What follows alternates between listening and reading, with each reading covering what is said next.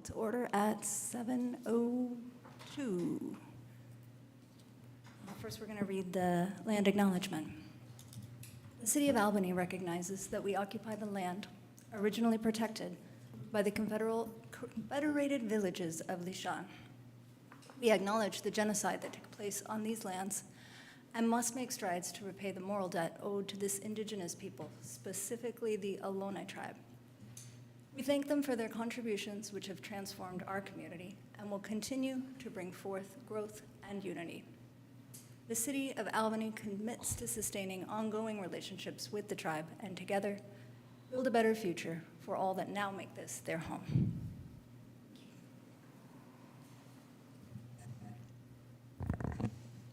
Roll call. Yes. Member Bierce. Here. Member Fassoon. Here. Member Hodges. Here. Member Larson. Here. Member Lieberman. Here. Chair Vahil McClanahan. Here. All right, we're moving to item 2 here, which is the approval of the minutes from our last meeting, May 15th. Motion to approve. Second. Member Bierce. Yes. Member Fassoon. Member Hodges. Yes. Member Larson. Yes. Member Lieberman. Yes. Chair Vahil McClanahan. Yes. All right, right now is number 3, public comment for anyone desiring to address the committee on any item not on the agenda for tonight. Time limit of 3 minutes. Good evening. My name is Jack Kinney. I'm with Albany Film Fest, and I have some cards, if I could give these to you to hand out. Those are save the date cards for the 14th Annual Albany Film Fest, which is coming up this October. And you may or may not know about the Film Fest, but it's a short film festival. And it started in 2011. It started as an Albany city event and went that way until about the pandemic. Then it was obvious we needed to change the structure. It became an independent entity in 2022, but still connected with the city. The city is one of the main sponsors of the Albany Film Fest. And as a matter of fact, the City Council just approved funding and staff time for the Film Fest at their meeting on Monday night. So we just wanted to tell you that it's coming up, and my colleague Naomi will explain what the connection is with this committee. Yeah, I'm sure you want to know now. Well, every year we have one screening that we're calling Albany Green Fest. That is all short films on the environment, climate change, and how people respond to it and what they're doing for themselves and their communities and all of that. So this year, just a few of our short films are, all the films this year, for some reason, we happily managed to get directors all from Northern California. The first one I'll tell you about is about Mount Diablo and various trails on there and the wildlife on there and how it changes over the year, and the people who work up there and the people who hike up there. And that is actually made by a director from Albany. We have another movie about how controlled burns are being used for land management, also around the Santa Cruz area, I think. And another one that's quite interesting, these are all documentaries, about a man who, in response to the oil spill back in 1976, decided to stop, first to stop using anything that had to do with petroleum. So he stopped driving, he stopped flying, he stopped everything. And he just started walking. And as he walked, he decided he would just stop speaking and just start relating one-on-one to all the people that he met. And he really got into the environment that way. It just is quite an interesting movie. And he walked all the way across country. So that's just 3 of the shorts we've got for you, and we hope that you'll come. Thank you very much. Do Do we have any other members of the public in the room that would like to speak? No. Okay, we do have one member of the public online. Lucinda, please go ahead.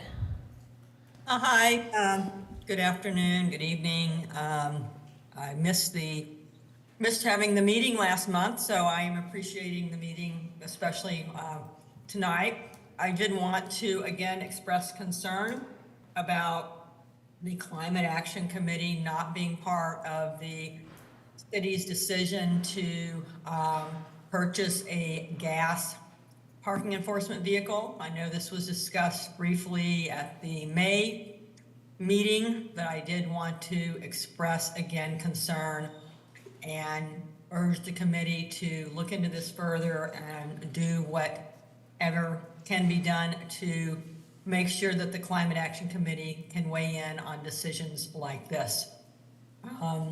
Thank you very much. Thank you. It looks like we have one more member of the public in person.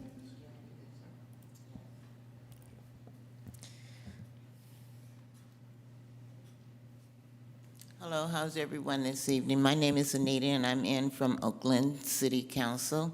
And I was here before on the 11th, and I spoke to you all about the Golden Gate Fields property.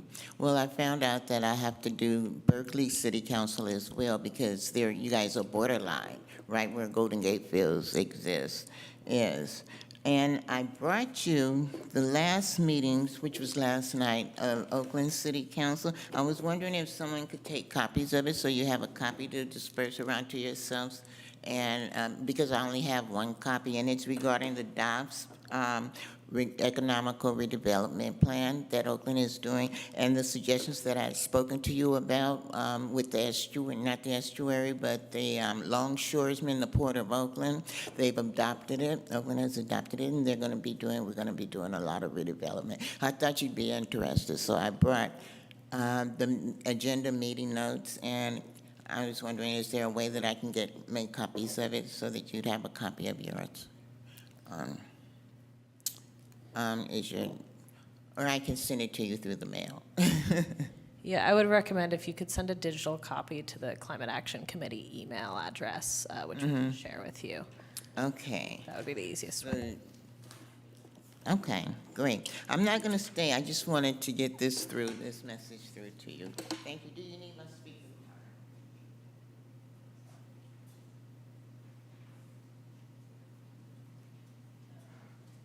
And we have one more online. David Wimmer, please go ahead. Hi, good evening. Yeah, I also wanted to speak a little bit about the parking enforcement vehicle. I was very disappointed to hear about, that the council had chosen, gone along with recommendations from public safety to go with a gasoline vehicle. And the more I found out, more about the decision-making process, I won't get into it other than it was very disappointing to hear about how the process evolved and the decision that came out of it, especially in light of our declaration of a climate emergency. It's just kind of hard for me to really understand or believe that people are still not on board with climate change reality. I mean, this just seems like a slap in the face. This decision making that is just business as usual. And so, yeah, I would hope somehow that the CAC, that you guys can somehow be more involved. I know there's decisions are being made all around the city all the time, and it's really hard for you guys to see them all. But somehow it would be nice to have you guys more involved in some of these decision making, especially when moving forward. We're going to have police, fire, fleet replacements, and there's some bigger things that come down the road, and I really would like to see you guys involved and more scrutiny in the decision making. And that's it. Thank you. Thank you for your comment. Okay, I believe we have no other comments for the public comment section. Thank you, commenters. We're going to go on to section 4, announcements. Great, so our main announcement today is the introduction of our newest member, Catherine Bierce, and I'll give her a moment to briefly introduce herself. Hi, my name's Catherine. Excited to be here today after some months with the Albany Climate Action Coalition as a volunteer, being able to have my first advisory role to city government. So I'll ask for your grace and all the procedures and rules to follow. It's a bit new to me. I have a background in marketing and project management from various large and small companies in the business world and technology world. I have also recently worked at a building decarbonization nonprofit and have been working towards whole home electrification. I've got 3 out of 4 main appliances electrified, including benefiting from Albany's own heat pump rebate program, as well as the panel replacement rebate. So thank you, Albany. Excited to be able to help advise on that, and excited to be here. Thank you. And I think we have one announcement from our chair. Oh, yes, we do. Thank you. So we're going to add something that we don't typically add, but that I'd like to do going forward, which is to take a break around the 8 o'clock mark, like just a 5-minute bathroom break, stretch break. And we'll just go in between whatever 2 items fall close to 8 o'clock, so it won't be 8 on the nose. I think I also want to mention for tonight's meeting that tonight's meeting is really has a lot of stuff in it. So to maybe just keep in the back of your mind as we're going through, like, am I feeling like I want to have a long meeting because we don't have one next month? Or nah, because we'll take a vote on that. I think it's pretty inevitable as 9 o'clock rolls around. Okay, thanks, that's it. Let's see, are there any questions about announcements? And is there any public comment on the announcements? Don't see any hands raised. Okay, sweet. Let's move now to section 5, which is sort of flipped. We're going to do discussions first, presentation second. Yes, and our first one is a proclamation of appreciation for Hadia Mohammed, who just left our committee. So I'm going to read this out, and then the staff recommendation is to adopt the proclamation of appreciation. So, whereas Hadia Mohammed began her service on the Climate Action Committee in April 2022, and whereas Mohammed served as vice chair of the committee from October 2022 to April 2023, and whereas Mohammed served as chair of the committee from April 2023 to February 2024, and whereas as a member of the Student Outreach and Engagement Subcommittee, she helped develop a proposal for climate literacy curriculum in Albany schools, and whereas as a member of the Home Electrification Outreach Subcommittee, she helped prioritize strategies for outreach and organize direct outreach at the Community Expo, and whereas Mohammed's demonstrated commitment to climate action and youth engagement was inspirational to the committee, and whereas during her term of service, Mohammed was influential in achieving the city's sustainability goals, including influencing implementation of the Climate Action and Adaptation Plan, developing and updating a heat pump rebate program, and developing a sustainable food ordinance, and whereas Mohammed served on the committee for the majority of her high school career, starting in her sophomore year and now resigning as she prepares to leave for college. And whereas Mohammed is recognized by the committee for her thoughtfulness and dedication to sustainability and for her commitment to making Albany a more environmentally responsible city. Now, therefore, be it resolved that the Climate Action Committee does express its appreciation to Hadia Mohammed for her service to the city of Albany and wishes her the best in her future endeavors. And we now have a question section and public comment. This is, a time that you guys can add any further comments you might have. I'll be sure to send the recording to Hadia afterwards, even though she wasn't able to join us tonight.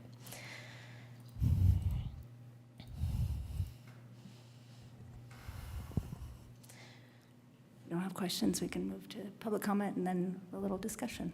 Great. We'll start with Lucinda Young. Please go ahead. Yes, I would just like to thank Hadia for all her service these years. I think it's extremely important that we have representation on the committee from our young people from her generation who are the most affected, are going to be the most affected by the climate crisis. And really, the motivation for most of our work. I hope that she continues with her climate advocacy. I also know that many in her generation are suffering from climate anxiety. I was just speaking to a therapist who works with, young people who are dealing with a feeling of hopelessness around the climate crisis, a feeling that, the grown-ups are not doing what they need to do to clean up the mess that we've made. And I hope she will understand that there are many of us here, all of these committee, who do deeply care and are really working. And I hope that she'll continue her environmental advocacy and motivate others of her generation. Thank you. Thank you. I see no other hands raised. Would anyone like on the committee to like to speak?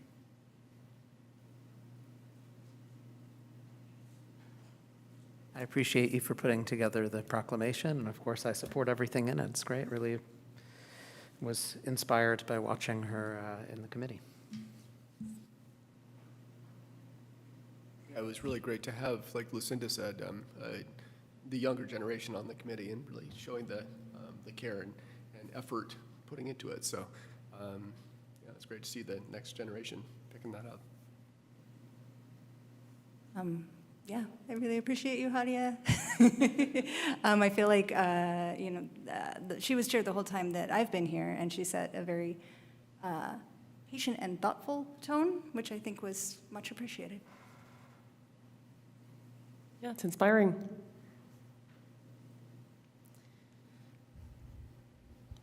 If anyone would like to make a motion to approve the proclamation. I would like to move that we adopt this proclamation of appreciation. Second. Member Beers? Yes. Member Fasoon? Yes. Member Hodges? Yes. Member Larson? Yes. Member Lieberman? Yes. Chair Vahil McClanahan? Yes. Thank you, Hadia. Okay, we're on to item 5.2, Sustainable Foodware Ordinance. Great. That would be me. I'm going to share my screen really quickly.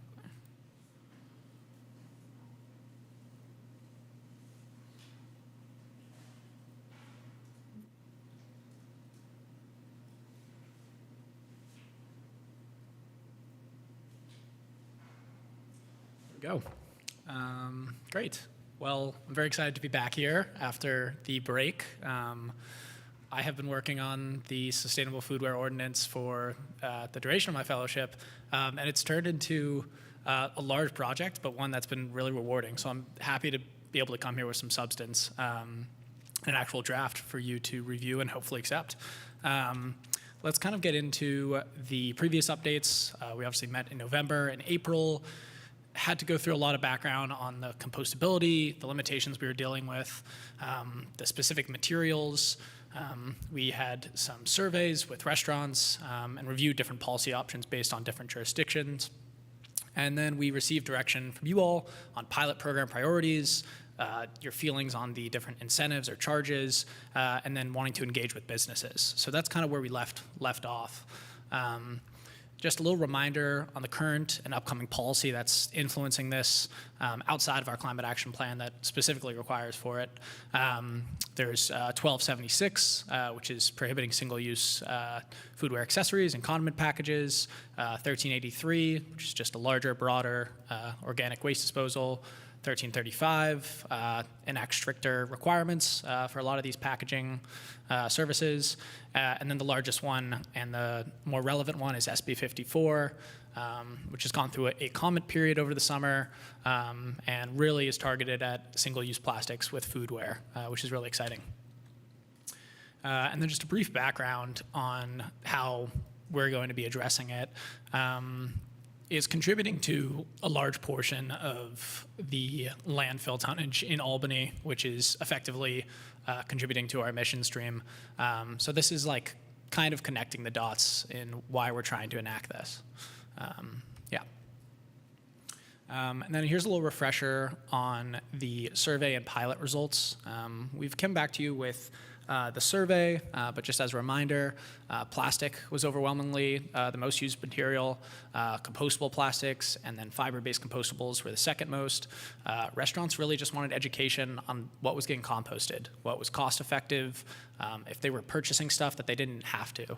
And then there were concerns over whether the green materials weren't as functional, if it didn't work for their specific business needs. And then pilot program, we had current partnerships with Kim's Cafe and Sandwiches and Tay-Ta Cafe. In a general sense, we got positive feedback from customers on the compostable fiberware. They liked that they knew exactly what to do with it and that there were no like qualms associated with it. We also learned that there's a lot more fiberware purchasing options than we realized, that the market is constantly changing and people are getting on board understanding that PLA plastic is not the way to go. And then the reusable transition for dining in, like we've discussed, the upfront costs appear to be minimal. We're going to dive a little bit more into the lessons learned from the pilot programs. Jumping back to Kim's Cafe, they have been doing a great job with their dine-in reusables. I think they're essentially 100% dine-in, maybe one or two things. So we're really focusing on their to-go foodware. We supplied them with several compostable fiberware options, like two of the options you were seeing there, and worked with the owner to see what worked for them and what worked for customers. The good thing is that there was a lot of fiberware that was able to just replace the PLA-lined materials, because it's basically the same, just minus the lining. Comparable costs was also feedback that we got from the owner. The PLA-lined material actually is more expensive. We're going to dive into it a little bit later, but that's something that they were telling us, which was encouraging. The customer approval, like we mentioned, and then we will note there's some limitations in the fiberware for specific product needs.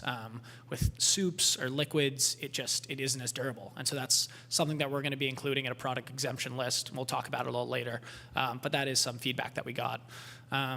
And then working with Tay-Ta Cafe and collaborating with Rethink Disposable, the reusable dine-in transition, the upfront costs just do not appear to be too staggering for businesses, and it's something that they're able to recover from fast, which is consistent with the rest of our research.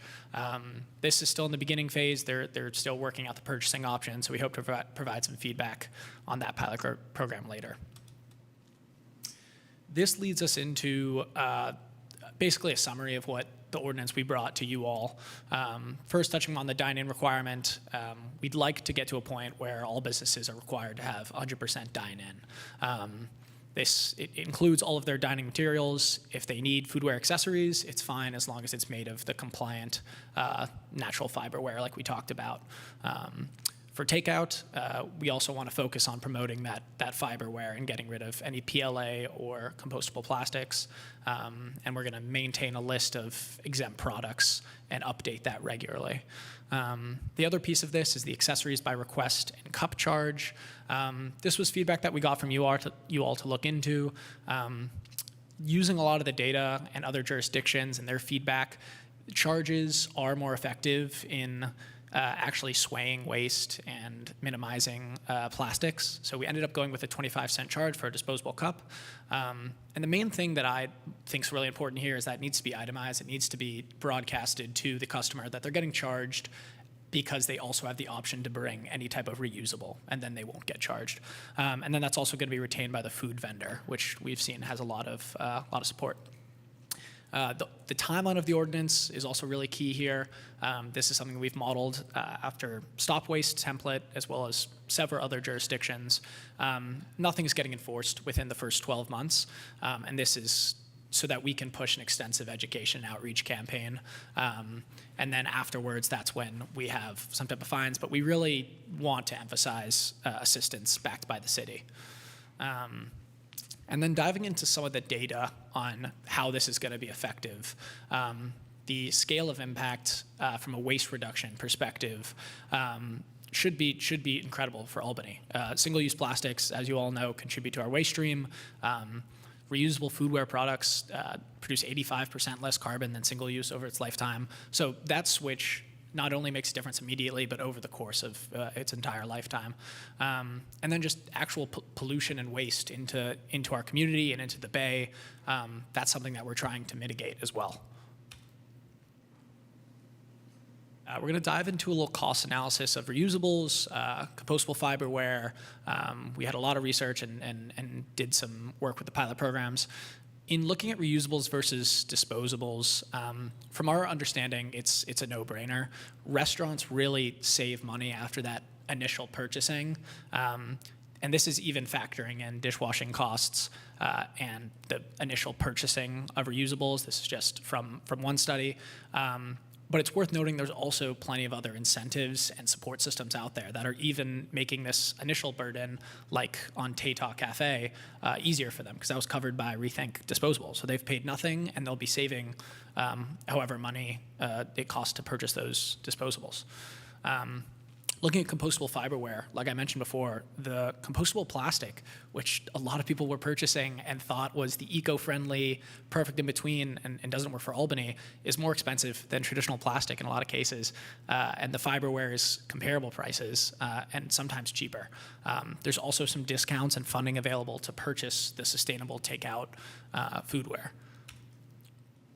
This is also a cost analysis that was done by the city of Arcadia, and it showed that some of the fiberware was even cheaper than traditional plastics. So there's definitely options out there, and there's going to be a variety of purchasing methods. So we want to support businesses if they want to purchase something of slightly higher quality or something that's a little cheaper, but there's options out there, and there's affordable options that work, was our findings. Looking at the disposable cup charge data, like I said before, in swaying behavior changes in customers, a charge is necessary. The incentive isn't something that we found any data on actually reducing single-use plastics. And one of the other things is business support of a policy like this.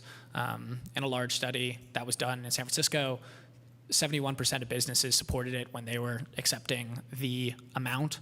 And this also makes for the fact that they're not having an economic burden on them for having to make all of these other transitions.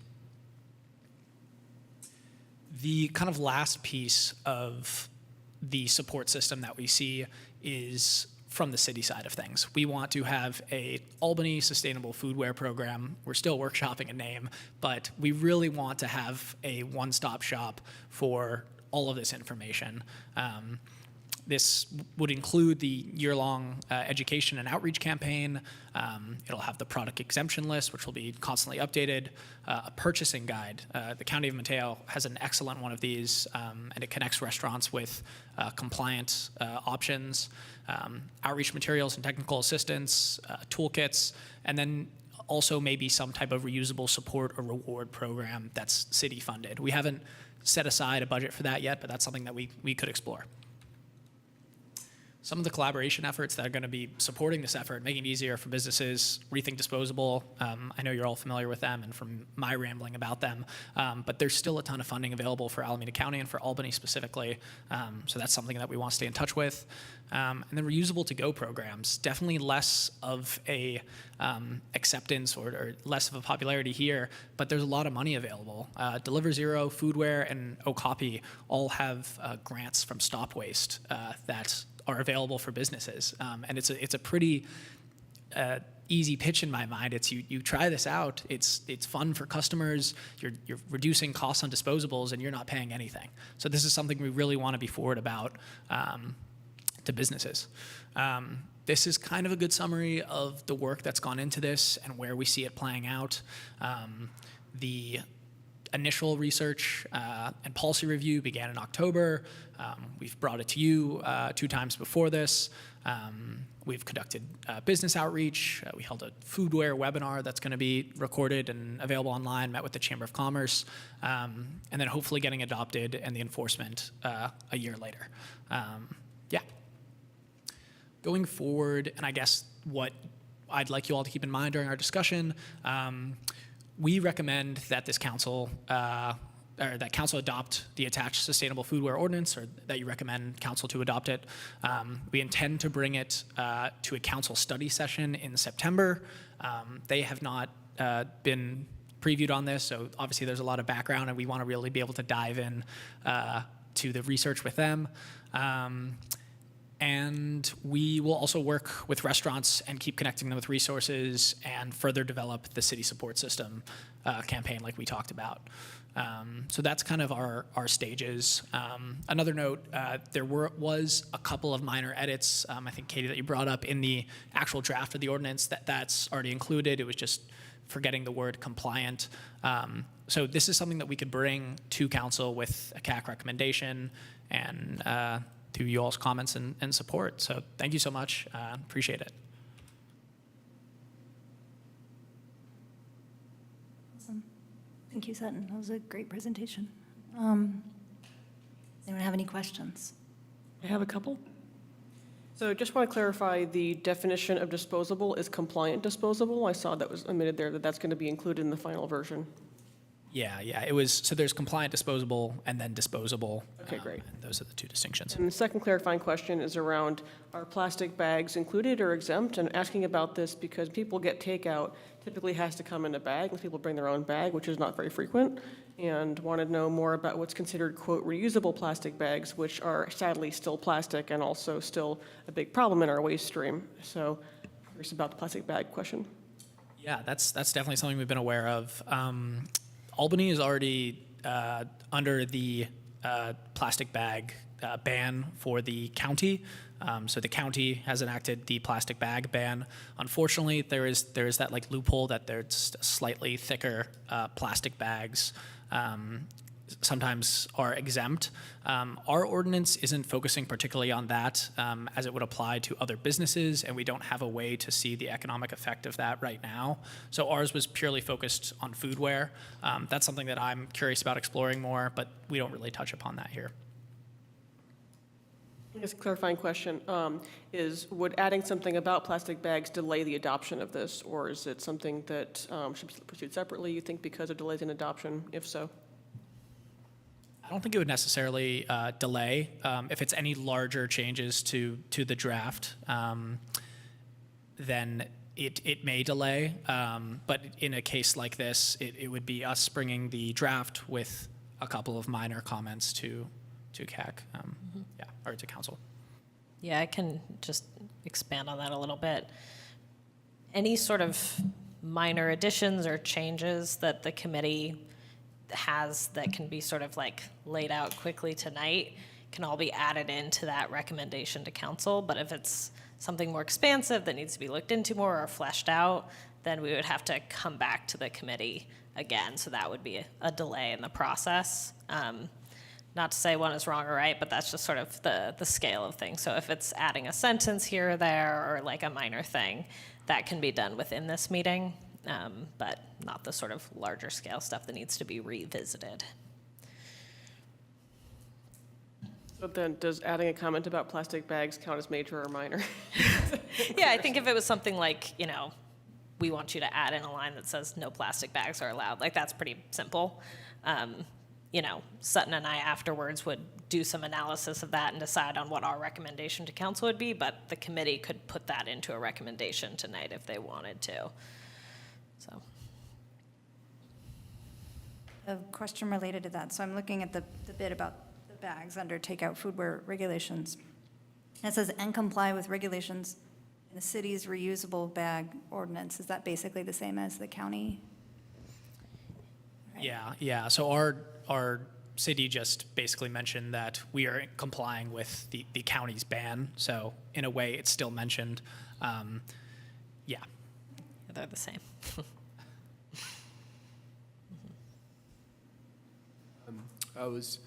The upfront cost you talked about, was that for stuff like silverware, like physical silverware and plates? Or was there some upfront cost with the compostable materials? The upfront costs was everything that was required for the business to transition to dine-in reusables. So it was silverware, plates, but yeah, I was focused on dine-in. but included in some cases for some of the case studies, like dishwashing, or if they needed like bins for washing, stuff like that. It wasn't like the initial inventory of disposable stuff? Wasn't it? No. Okay, good. And then you mentioned that you talked to a couple businesses, which is awesome. I'm glad to see your outreach to the businesses.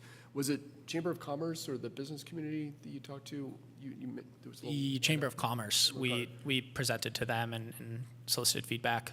what was their feedback? They were in support of it. I'm trying to think if they had any specific notes or guidelines.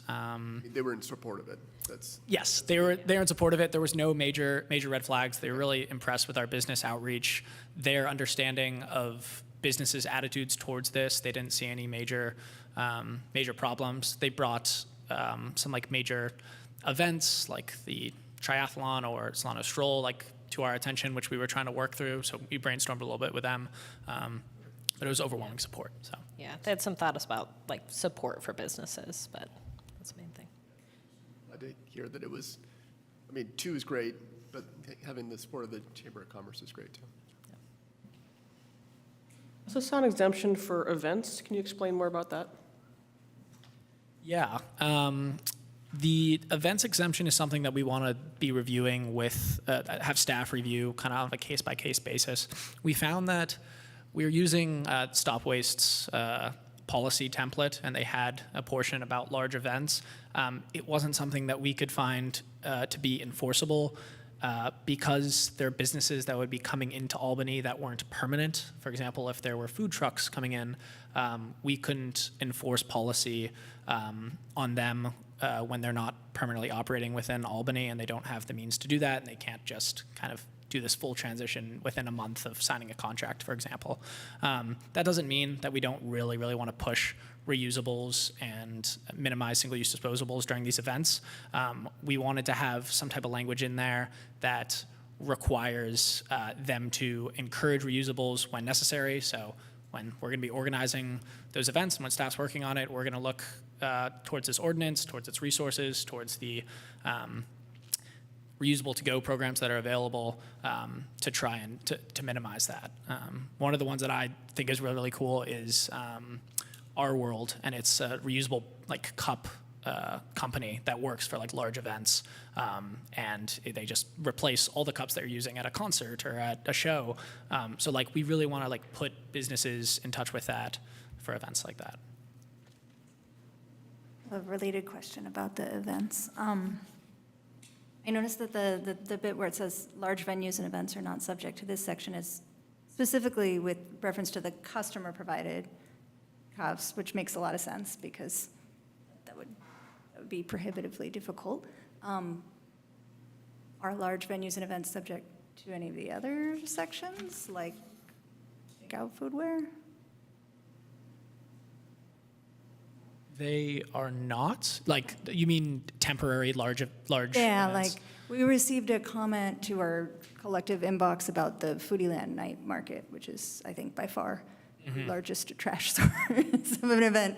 And so I see that they wouldn't be required to, incentivize customer-provided cups because that's called out here. But what about takeout foodware?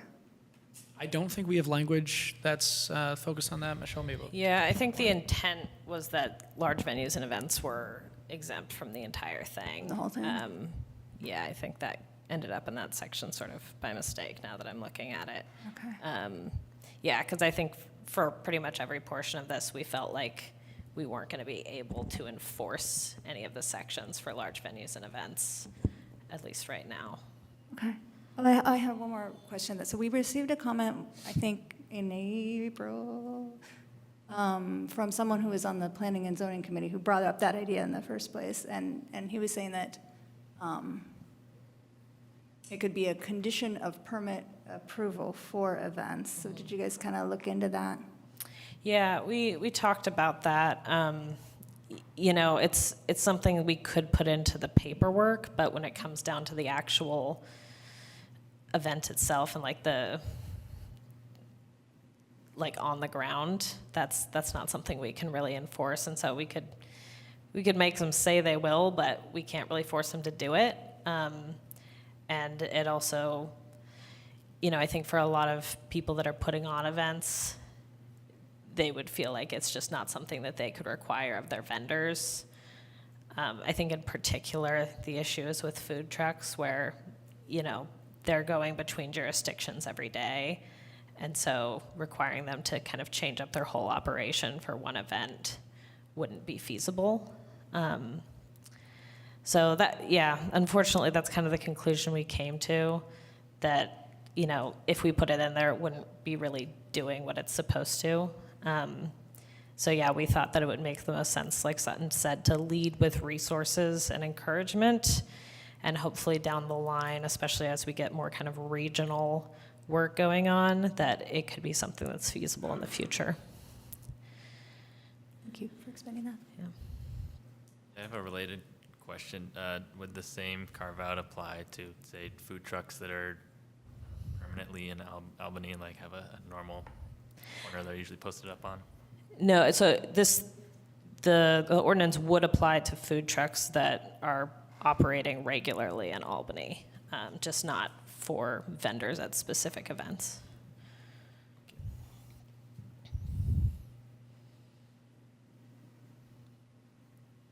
Any more questions? All right, super. Let's move on to any public comment on this. Okay. Lucinda, please go ahead. Hi, thank you, Sutter and Michelle, for an incredible job on this. I reviewed the memo and the proposed ordinance last night and was just totally impressed. I can tell you put a lot of work into it, and really, really wonderful. I have a couple of concerns, and again, these, I don't want, as the saying goes, I don't want the perfect to be the enemy of the good, but I do have a couple concerns. And I know, I think it was Catherine who asked in the beginning the distinction between the definition of disposable and compliant disposable. And those definitions I see are in the ordinance. But in there were two sections. I actually sent an email regarding it. There's a section 1 and that deals with dine-in, and section 2 that deals with takeout, where it states reusable or disposable. And I believe that term disposable is supposed to be compliant disposable. Otherwise, it would not make sense. So I just want to confirm that that is being changed in the ordinance. Because otherwise, basically, the ordinance wouldn't do anything. It would allow any reusable or any disposable foodware to be permitted.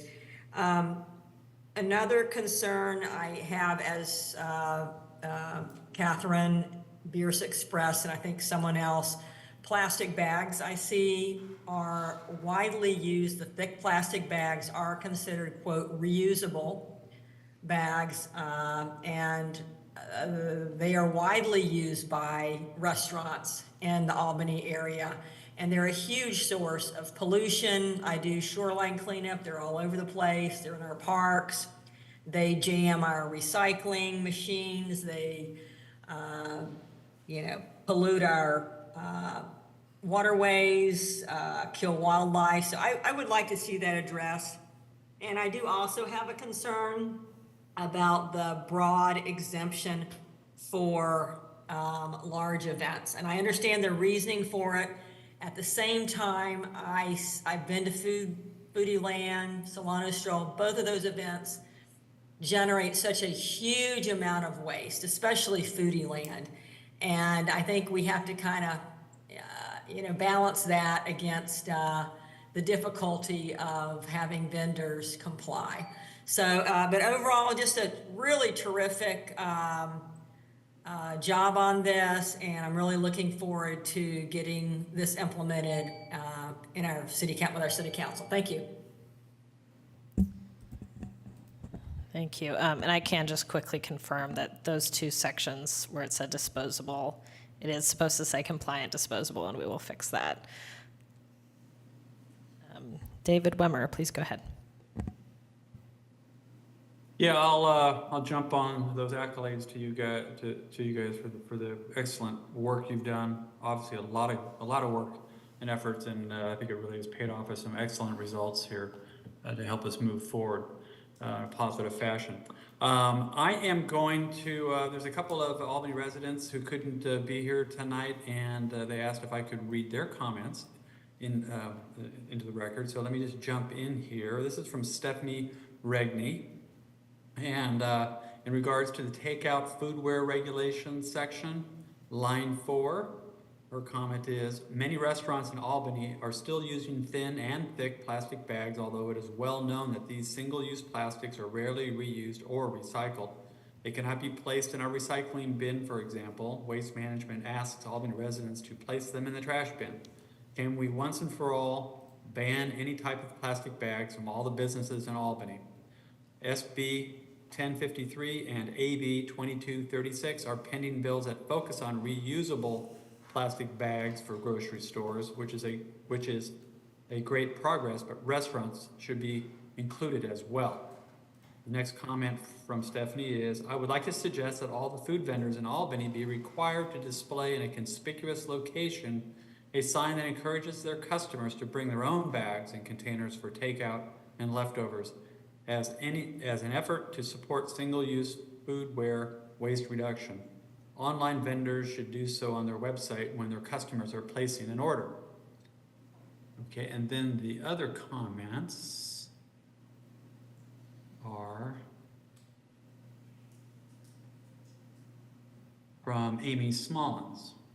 I would like to commend staff for extremely thorough outreach and research in order to correct the previous serious problem of foodware waste. Thank you for doing this pilot project with Kim's Cafe and Tata, which are small businesses owned by Albany residents. This allowed you to identify and correct issues and will allow other businesses to comply and reduce waste without an adverse effect on their bottom lines, perhaps even saving money while doing the right thing for our environment. The amount of landfill is staggering. As you know, much of what is labeled recyclable or compostable is really not as billed. We see cups, plates, soy sauce pouches, straws strewn throughout Albany. These end up in the landfill, on the street, or in the bay. Much of it never biodegrades, persisting in an environment for hundreds of years. Berkeley has adopted similar ordinances to what Albany is proposing, and along with their ban of single-use plastics, plastic waste has been considerably reduced. For the cup charges, for the cup charge, stores place this friendly, and she has shows a little sign, 25-cent charge on disposable cups. Cute little sign. Thank you for including the bag regulation for takeout food, et cetera, et cetera. Thank you for get your the comment.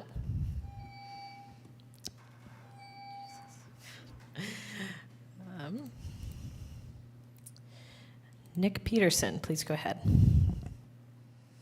Yeah, I want to follow on previous commenters and also thank city staff for an excellent job. Really, this has been a long time coming. I think it's been popping up at the Climate Action Committee several times, and just have done a stellar job of bringing this to fruition. So I fully support this. I also concur with previous comments and changes and corrections that should be done. Also, if this could address, this loophole with the plastic bag, instead of having these flimsy little plastic bags flying around everywhere, now we have these thick plastic bags flying around everywhere, and they're supposedly reusable, but it doesn't seem to happen very well. So that would be great if there's some way to address that. I don't know if this ordinance needs to address it, but if we could get into that later, that would be good. So thank you very much for your efforts. I look forward to this going to City Council and becoming approved.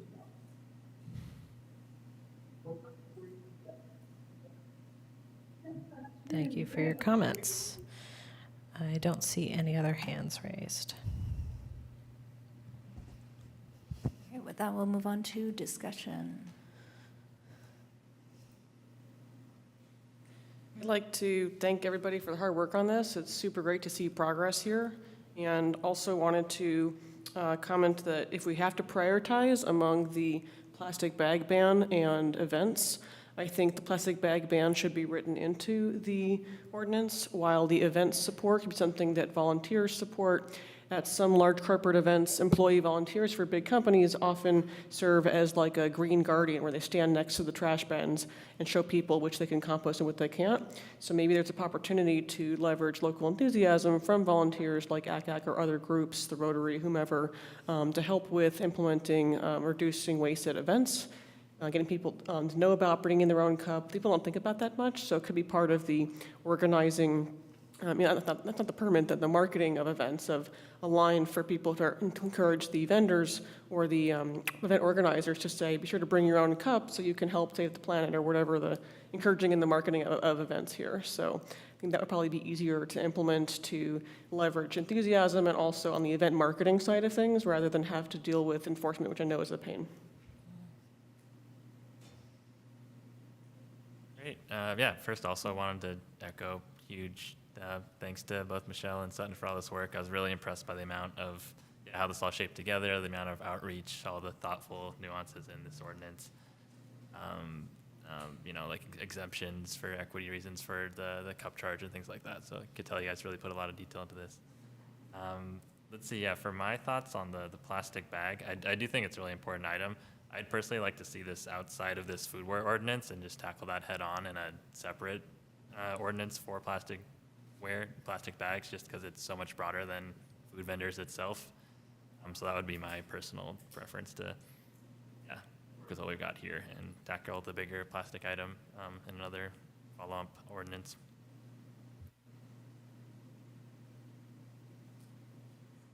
The plastic bag thing, that was my kind of train of thought as well, that it seemed like before COVID, we had some progress on plastic bag ban, and then COVID hit and just, everything went out the window.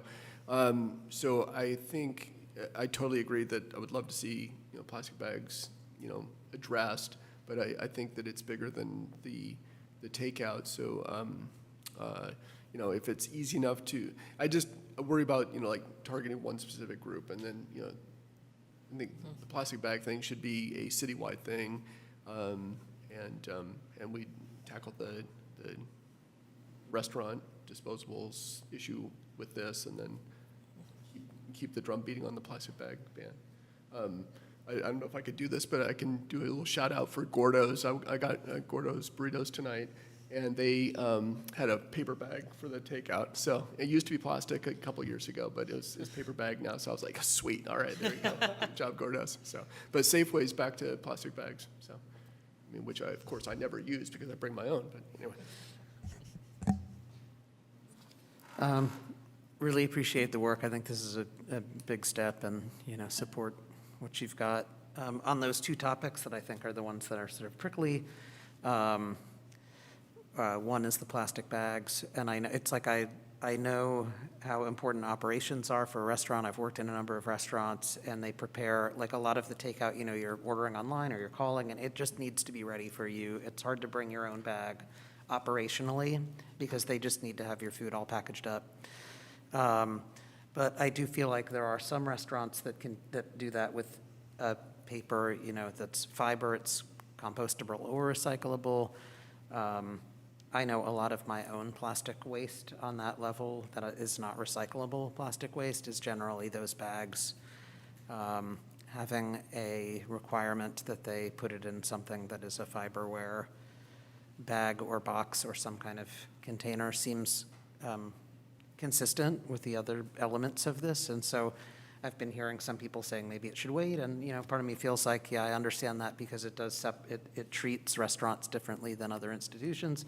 But on the other hand, it is consistent with the other recommendations that you're making about transitioning their to-go materials to something that's fiberboard. So I think I would be curious if maybe Tata and or Kim's would weigh in on if that's a big burden for them to switch those containers. When you pre-order, you're ordering online or you walk it in, if they could, what they think about putting it in a paper bag or a box or whatever. So that's one. And then the other was just on the large events. I saw Amy Smolin's post. It was referenced in one of the public comments, and there were paper bags everywhere, or plastic bags everywhere around the Bay Trail after that Foodie Land thing. And I'm curious what the city requires of event organizers in terms of cleanup. If there's a element in their permitting that says, like, sort of Boy Scouts honor, you're going to leave this place as clean as it was when you arrived, it seems like that should be something that should be in a permit, that they can't just like let plastic bags, I mean, I know they can't control what people do, but they could be responsible for cleanup at the end of an event to make sure that that's not happening. I know that doesn't solve the the issue of generating plastic bags and distributing them to attendees, but I think putting those responsibilities back on the organizer helps them think about how can we avoid this problem. So maybe that's a small step, but I don't know what the permitting requirements are, so I'm just flying blind. Anyway. Yeah, in terms of the requirements we have available, I'm not an expert on that, but I do know that there are waste requirements, like that they have to have 3 stream bins available. I think there's probably like a certain number of bins per space or per person or something like that. And like, I think for Solano Stroll, we require that they basically hire contractors to help with sorting and disposing and things like that. So there are some requirements. I don't believe there's any sort of like cleanup requirements specifically. But yeah, that's something that we could look into as sort of a longer term question. The one other thing I wanted to mention on that went into our thought process was city-managed and city-sponsored events. And it is listed in the ordinance that city-sponsored events, the city manager will have some type of administrative procedure, something that will be talked about. So I want to note that if we pass this, that it doesn't mean that it's out of the question, that there is some type of, like, you have to work with us, like, in place.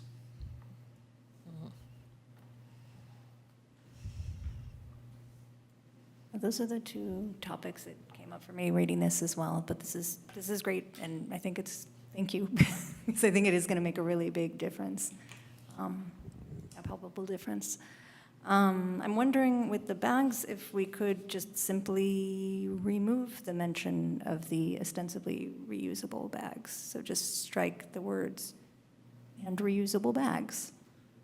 And then 2 things would be happening with that. One, you call out the reusable bag ordinance, so if someone was really emotionally attached to their plastic bags, they could see that, yeah, that's technically allowed. If it just said food vendors may provide recycled content paper bags, and where applicable, is it applicable actually that they need to charge minimum per bag fee for paper bags as well? Is that just for plastic? Don't think we've explicitly mentioned that they have to charge that, but I think it is covered in the larger bag ban. Okay. 10 cent, but it's a 10 cents charge. Okay. Yeah, I think as long as we don't specifically call out and reusable bags, then we're not sort of giving a permission slip to use plastic. It's sort of implicit here that you really, really should use the paper bags. That's a suggestion I would make, because I do think it would be lovely to just have it completely handled, to just be like, everything we do is reasonably sustainable.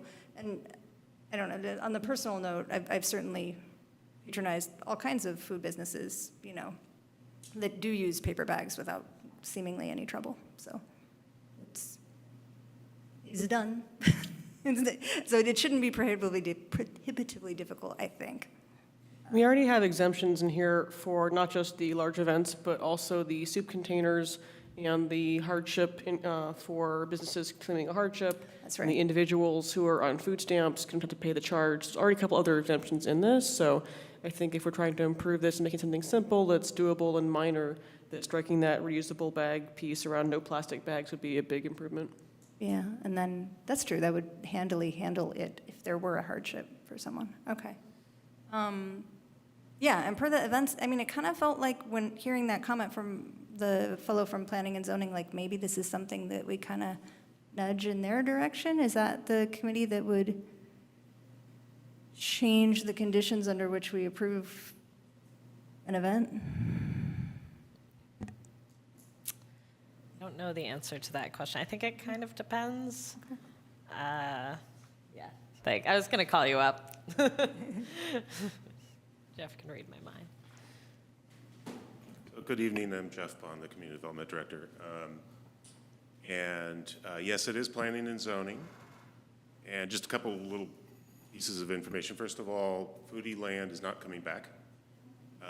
So they were here for a couple of years. They did have conditions of approval about, and I don't remember exactly the wording, but about the foodware and about the cleanup.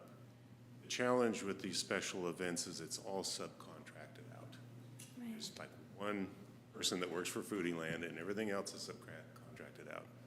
So the example of Foodie Land a couple of years ago, there was what happened at the end of the event. People still had food. They went into a public park to finish whatever they were eating, and trash cans overflowed, and then the wind kicked up, and they got all over the place.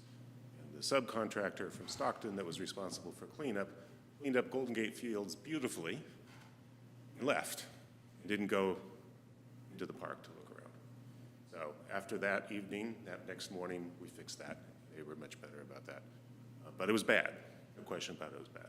So we've refined our conditions of approval. If we ever do, I don't think we're going to get special events at Golden Gate Fields anymore.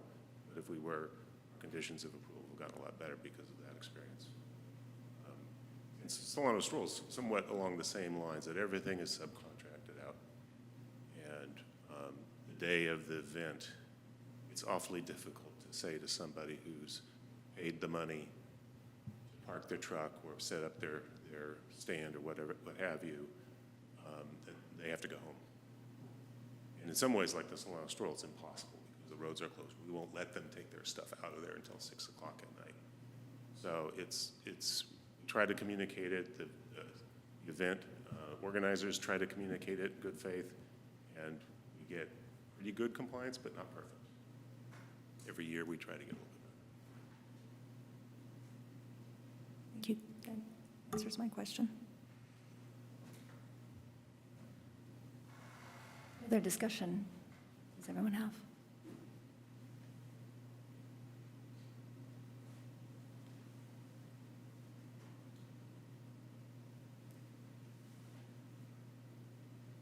I did have one last piece unrelated to the two main ones we've been talking about.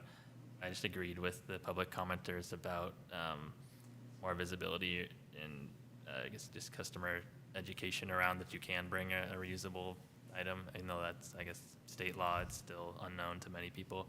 I'm not sure if I would advocate for a specific requirement. They have to have a plaque or something, but if that could be part of the support program that gets spun up, I think that'd be really impactful too.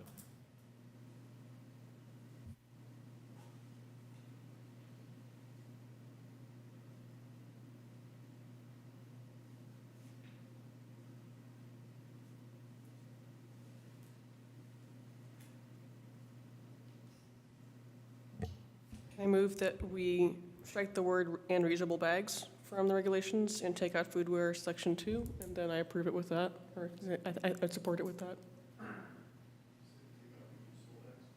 So it says, take out food bags shall be reusable, made of natural fiber, and comply with regulations in the state's reusable bag ordinance. Food vendors may provide recycled content paper bags and reusable bags. So have it read, food vendors shall provide recycled content paper bags, but where applicable, charge a fee. So we're taking out the reusable, which would include plastic. Yeah, I would second that. I like that. Do we have to discuss the corrections that you mentioned when we're talking about? Oh, yeah. Because you had some correction, like I think Sutton, you mentioned a couple Yeah. of corrections. So. Yeah, I think you could make a friendly amendment to the motion to include the small corrections of adding the word compliant that we mentioned earlier. Yeah, I'd like to update the motion to include compliant disposable, not only disposable, where applicable, and to remove the words "and reusable bags" in take out foodware section 2. Motion. And Katie, you still And second? I second that. Okay. Yeah. Great. Any last discussion or? I guess I will support that. I, again, would like to make sure that we continue on with the whole plastic bag discussion in a future session. And I worry a little bit about targeting one group. You know, the restaurant business is complying with the meat of this. And so I would just, a little teeny worry about that. But I think that Dan's comments were pretty good too as well, that, and yours, that they could probably absorb that, so. Ready for the roll call vote? Oh, sorry, go. Oh, I had one related thing just to the sentence before that was confusing me a bit. It said, takeout food shall be reusable, made of natural fiber, and comply with the regulations of the city's reusable bag ordinance. But can't you comply without being made of natural fiber? Mm-hmm. Do those statements kind of contradict themselves? Well, it's additive, so I think the only remaining regulations in the ordinance would be probably what's called out here, right? That you charge a fee for a bag. Yeah, so I think, sorry, Troy, are you asking if that section and comply with the regulations in the city's reusable bag ordinance? You're asking if that's adding any new regulations or if that would re-allow plastic, or just clarify the question there? I guess, yeah, kind of the clause before that makes it seem like it's putting a new requirement on the reusable bag ordinance that it does have to be natural fiber. Yeah, I mean, so as it's written now, it's the reusable or natural fiber, which, yeah, that's in the reusable bag ordinance, and then that kind of last clause, I think, just kind of everything else that's in that bag ordinance as well. So it's a little bit repetitive, but it's just kind of laying it out more clearly. So I think if we struck the word reusable there, the only difference that would make is, again, just not allowing those the thicker plastic bags. Again, it's still a little bit repetitive, like it's not all necessary strictly, but it's just kind of making it more apparent exactly what that means for someone who's reading the ordinance. So Troy, do you mean to say takeout food bags shall be made of natural fiber? In that section 2? No, not necessarily. We just wanted to get clarity. There wasn't any contradictions in that first statement. But yeah, if it's looking at more like, capital reusable, that's like, that'll be a reusable plastic bag made of natural fiber and comply. I think, I'm okay with how it is. That was more clarity. Thank you. Okay. Okay. Ready? Okay. Member Bierce. Yes. Member Fasoon. Yes. Member Hodges. Yes. Member Larson. Yes. Member Lieberman. Yes. Chair Vahill McClanahan. Yes. Motion passes. Thank you. And thanks again to Sutton. Okay. Not yet, Jeff. It's a break o'clock, so it's 8:09. Yeah, and we're going to take about a 5-minute break. So we'll come back at 8:14.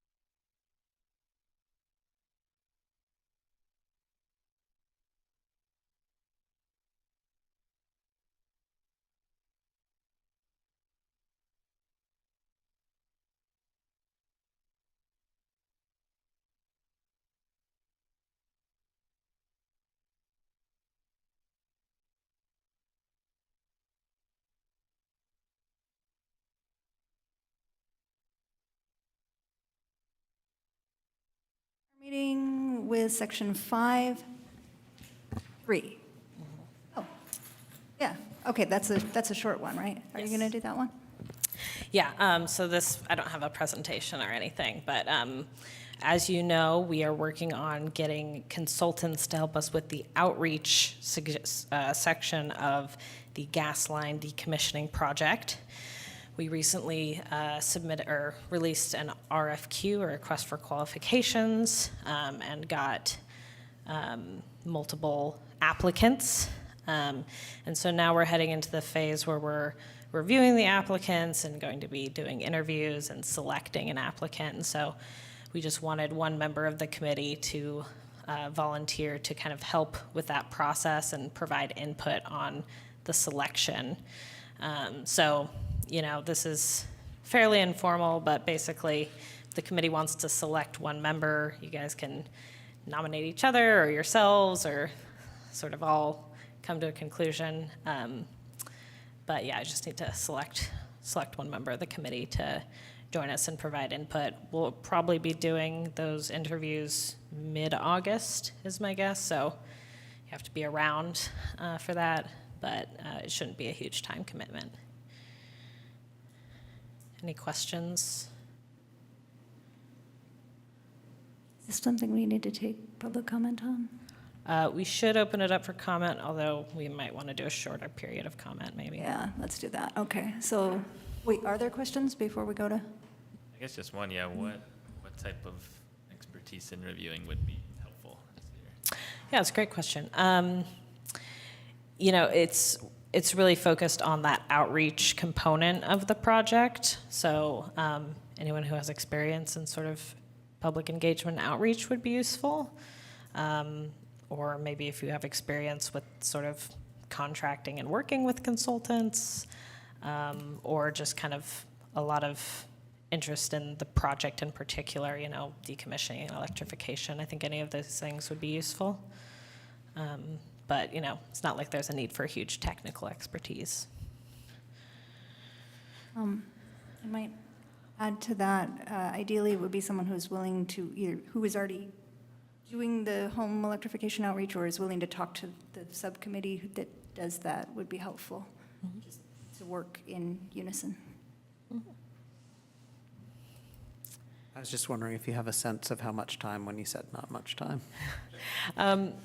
Yeah, I mean, I don't know for certain. My guess is we'll probably do 2 or 3 interviews that maybe last an hour, and then probably 1, maybe 2 meetings that are also probably about an hour over the course of a couple of weeks in August.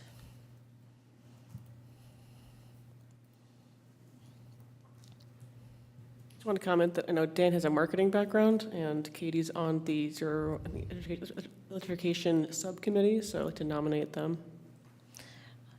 Sorry, I'll just pause so we can do public comment. But we'll come back to that. Thanks. For this item, if we could limit our public comments to be brief, please, say a minute on this item per person. Thank you. Please raise your hand if you have a public comment.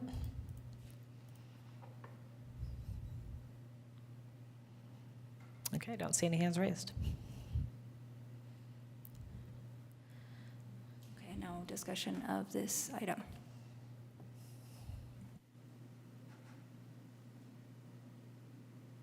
You can re-say. Just want to reiterate Dan's marketing background. I think makes him a good fit for this, and Katie also on the electrification subcommittee. It's a mouthful to say. Should be great nominees. I also know Troy is a YPE member, which is Young Professionals in Energy, which is somewhat relevant to this as well in terms of relevant backgrounds. Add to that stack Mark, who's on the home electrification subcommittee as well.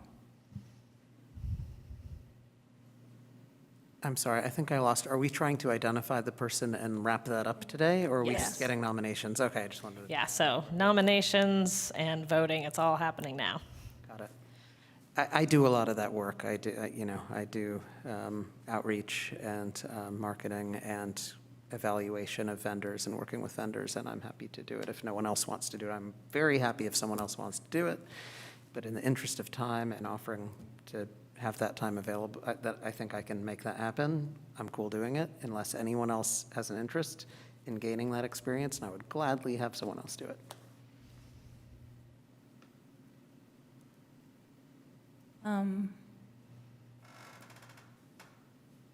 Yeah, I don't know. It does sound interesting, but I think mostly my interest is in like making sure that the outreach we're doing more broadly synergizes, I hate that word, with whatever the consultant will do.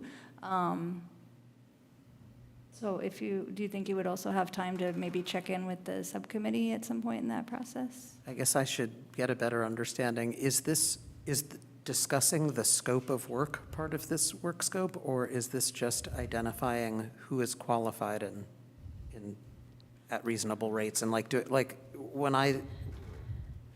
in the public agencies I've worked for, usually the scope is sort of predetermined, so it's not so much a discussion of the scope when you're selecting a vendor as it is their qualifications. So I just want to. Yeah, it's more focused on the qualifications and price and that sort of thing. Scope, yeah, I think there's some discussion of that since it's not fully determined yet, but that's not the main focus. Okay. I have a question. Since this would be interesting to me, but totally out of my wheelhouse of things I've done, could I sit in quietly on some of these and not actually interview the vendor, but just learn what that's about?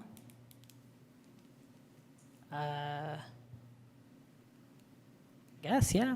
Okay. I guess, as long as there's not a quorum, then. Right. Can I nominate you just to do it? Because I think that's how you do it, is Yeah. you sit in and you do all those things. Yeah. I've done it a lot of times, so I'm happy to do it, but I also think if it's something you're interested in, you should just go ahead and jump right in. Okay. Yeah. Right. I volunteer. Do we want to roll call? Yeah. Any other? Second, if you want, for the volunteers. Okay. All right. So nominating Katie to be our consultant helper. I don't have a formal title. Member Beers? Yes. Member Fasoon? Yes. Member Hodges? Yes. Member Larson? Yes. Member Lieberman? Yes. Chair Vahil McClanahan? Yes. Okay. Thank you very much. Thank you for taking that on. I think it'll be Thanks for a good volunteering me. experience. Yeah. Okay, we're up for, it's presentation time. The street tree management plan.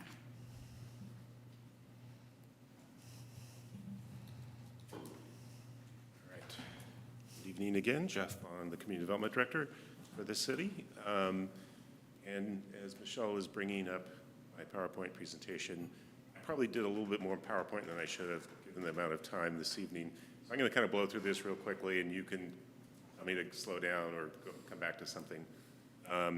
The other thing I want to start is by saying I'm not an arborist. I'm not a tree guy, a tree person at all, so bear with me. Kind of managing the project, we have experts who are actually preparing the plan, and my intent this evening is just to give you an update. Been working with Sutton on this, and since he has a couple of other substantive items this evening, I thought I would make this presentation so he can catch his breath. So street tree management plan, next slide, is something that we've been talking about in the city for a long time. Most significantly for this committee, it was in the Climate Action and Adaptation Plan. It's also been in our general plan from about 8 years ago. And it's something the City Council identified as a strategic goal for the years 2023 through 2025. So we're trying to act on those commitments that we've made over time. Next slide. And again, blow through this kind of quickly. We've broken it into 2 phases. The first phase is completed.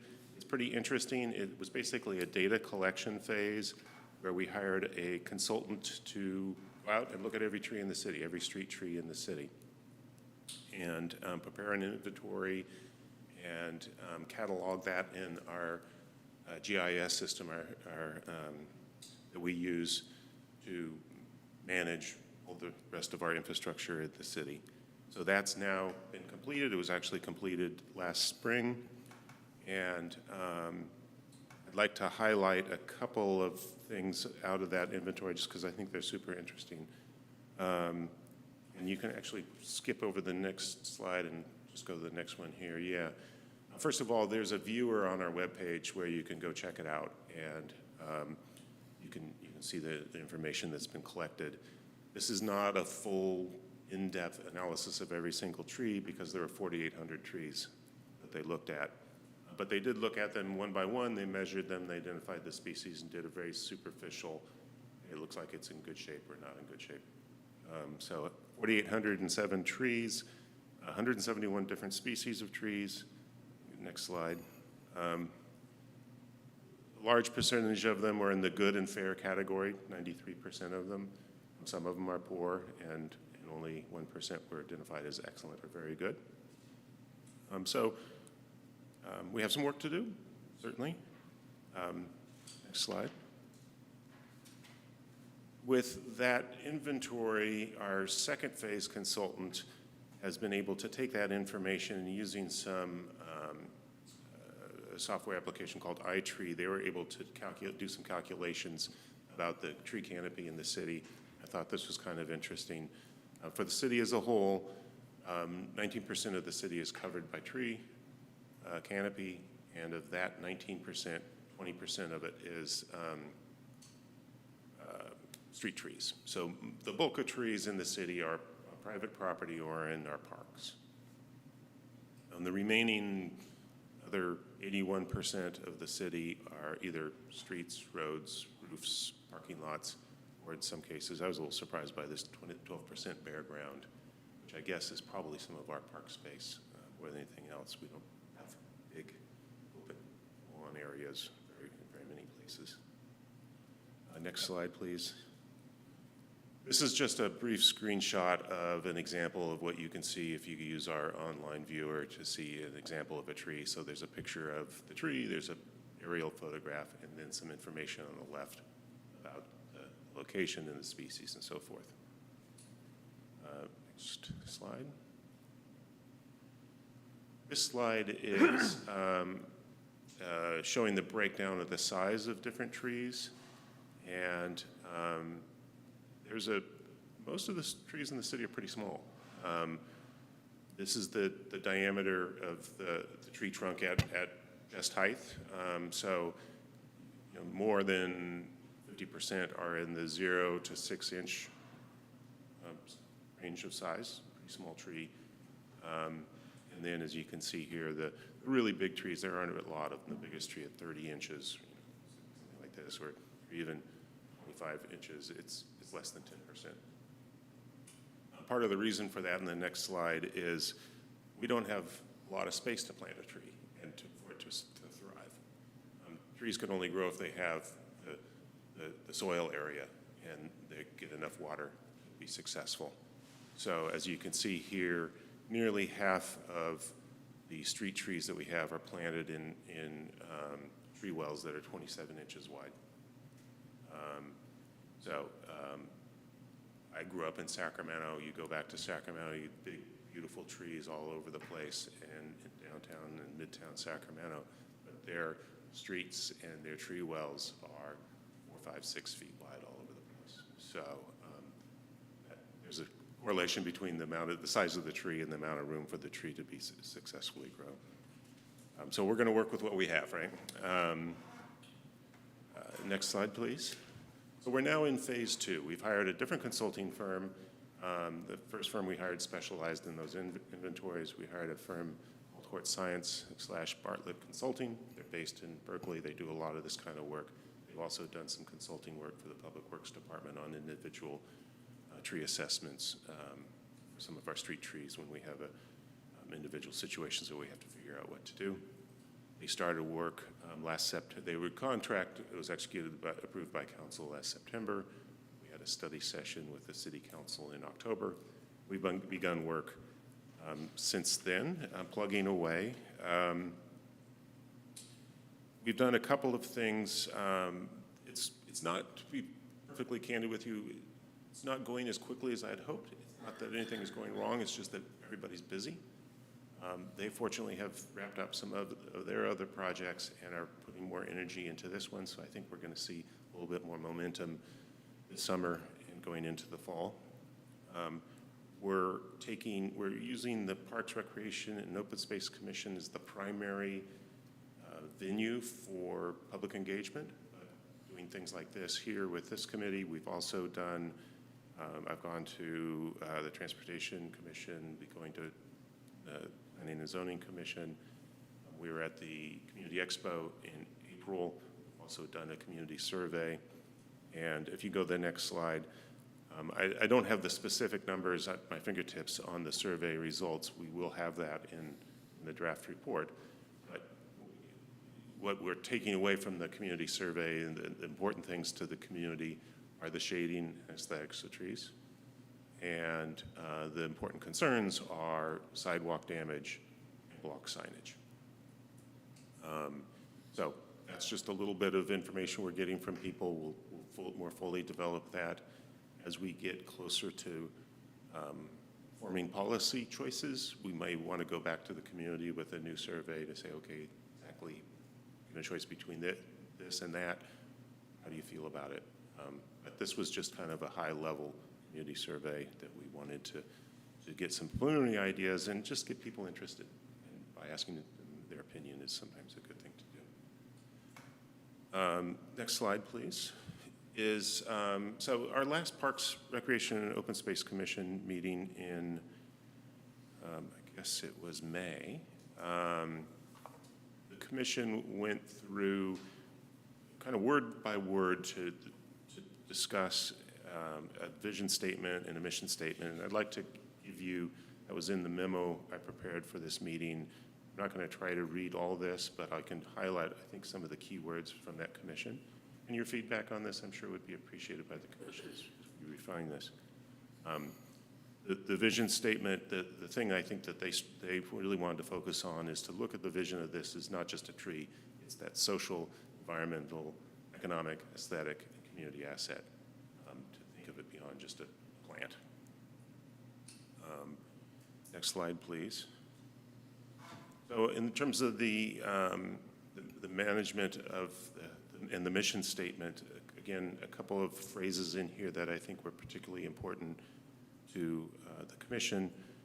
First of all, in the middle of the statement about equitably, I have a hard time saying that word, equitably distributing the street trees throughout the city, there does seem to be an imbalance that I think the eastern part of the city seems to have more of a tree canopy than maybe the western part of the city. So working on that and trying to move the needle a little bit towards the west is one important thing that is in the mission statement. The other thing is actions taken by staff. So the way we do it right now, there's kind of a technically by the book, street trees are the responsibility of the owner of the property in front of the street tree. And so the city theoretically can say, not our problem. It's dead. Oh, well, you didn't take care of it. And oh, it fell on somebody's, a branch fell on somebody's car. Property owner, that's your responsibility. I think we realize that that's not a very good solution. And in fact, we already are proactive about some of these things, just taking the initiative without having ordinances or anything like that in place. To take this to the next level of city responsibility. So having the city staff be more assertive in the actions that we take to improve the tree canopy. And then to continue to really be smart about managing the risk of street trees. Street trees do damage cars, particularly. We've been very lucky, I think, in this city. When trees have come down, we had 2 large eucalyptus trees come down on Solano Avenue 2 winters ago. And remarkably, it didn't, I mean, one of them, one of the big eucalyptus at Carmel or something, it came down, it damaged 2 cars, but it came down between 2 cars. But it came down and blocked the street. It could have killed somebody. And this does happen in other cities, sadly. So we do need to be smart about that. We don't want to take down trees that we don't need to. We want to trim them to the extent that we can, but we do have to be careful about the responsibility that we have for people that are passing by. So that's part of the management that we want to work on. A few other sections to this that the commission added, next slide, please, is to make sure that we're using, again, I'm just kind of picking out some of the key words here in terms of managing that inherent risk, to use industry best management practices. And we think we're doing that, but this report will help us make sure that we're up to date on that. And there'll be standards and guidelines and so forth that we will use on a day-to-day basis that will be part of the plan. And finally, with everything we do, we try to be cost-effective about it. Next slide, please. So, and this is the last slide that really covers the commission's work on this vision and mission and so forth. Robust community engagement. Again, we try to do that, but we think that we always know we can do better, and to have a system in place and have the plan identify a system in place so that we have an engagement process that works for everybody. To be really kind of, finally just kind of recognize that this, again, is a holistic resource. And it's not just a tree. It is a tree, but it's thinking about it in that context, in the last line there, the context of the community of the tree. Next slide, please. So final slide here, and then be happy to answer your questions. Some things that we're working on right now is looking at program budgets in other cities and comparing them and benchmarking them to what we have been doing, what we want to be doing. We want to plant more trees. What does that cost? How does that work? Having a more proactive pruning cycle can be very effective. If you have a structured pruning cycle, you can say to an arborist, okay, I want you to do these 3 blocks, or do this block, all the trees on this block, and it can be much more cost effective than telling them, there's this tree over here and there's another one over there. You're always moving things around. It increases the cost exponentially. So we want to get a smart program to be proactive about pruning. The other thing we want to develop a better sense of is whether a watering program would be feasible. Right now, we're essentially relying on our current staff to water trees when they can get around to it, which is probably, as I think they would acknowledge, not as much as they wish they could do. And it's, as I understand, again, I'm not an arborist, but as I understand it, that's the #1 thing we can do the first few years of a tree being planted to ensure its long-term success, is give it enough water so that it can establish itself, and then it can be more successful on its own. So watering programs, if we're planting a lot of trees, pretty quickly turns into a lot of work and a lot of water and probably specialized equipment and a dedicated job, at least a part-time job, and we need to think through how we can do that cost effectively. And then being aware of the fact that we do need to replace trees over time. Trees don't last forever. They reach the end of their useful life, and we want to plant new trees before they become seriously diseased and cause injury. And it's the growing tree that sucks the carbon out of the air, and anyhow, so it's being smart about that replacement cycle. And then finally, as I mentioned, our current city street tree ordinance dates back to probably the 50s or 60s. It isn't by no means contemporary, so we want to look at that and come up with something that delineates clearly where the responsibilities are and that's consistent with the vision that we all have. Oh, all right, I went through a lot there. I feel like I went faster than I really wanted to, but I wanted to get through your meeting and get to your questions and comments. Pause there. Thanks. Questions? I had a quick question. Towards the beginning of your presentation, you had a slide that talked about like ratings of the tree, and it went from like excellent to poor. Can you talk a little bit about how that was assessed? It was done by the person it was literally a person walking up and down every street in the city. They only spent a minute or two at each tree. They identified the species, the size, took all the measurements, took a GPS location. So I think they weren't, while they were trained to assess trees, they weren't doing the normal scoring system that a licensed arborist would do. I think it was basically visual, like, okay, it looks, the branches, there aren't any cracks or weakening, obvious visual weakening of the tree.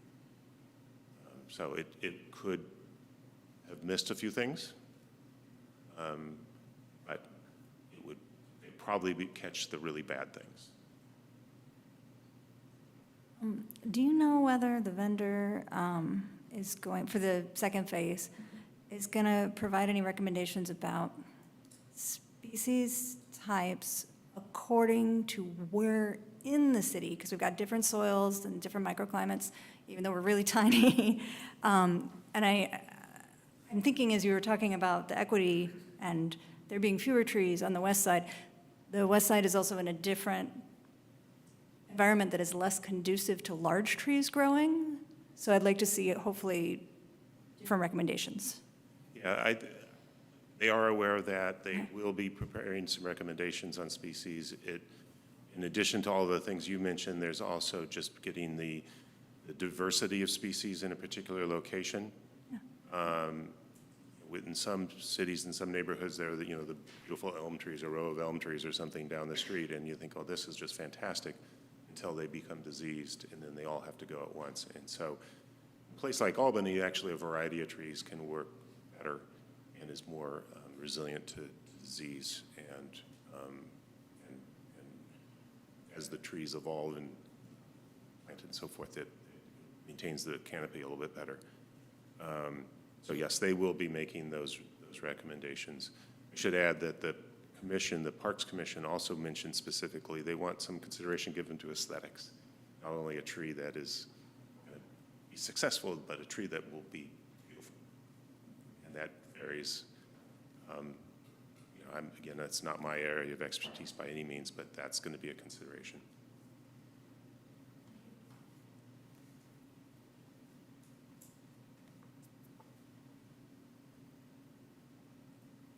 I just have one more question. Will they be doing, you mentioned our small street tree well size, which is definitely a limiting factor. Is it within the scope of their work to make recommendations or cost out changing that over time? We, not in this work. When we are doing sidewalk replacements, we are, whenever we can, trying to, we're kind of we have conflicting objectives. On one hand, we'd like to widen the sidewalk. Our standard sidewalk is maybe 4 feet. That's sort of okay. 5 feet is more comfortable for 2 people to walk side by side or 2 people to pass one another.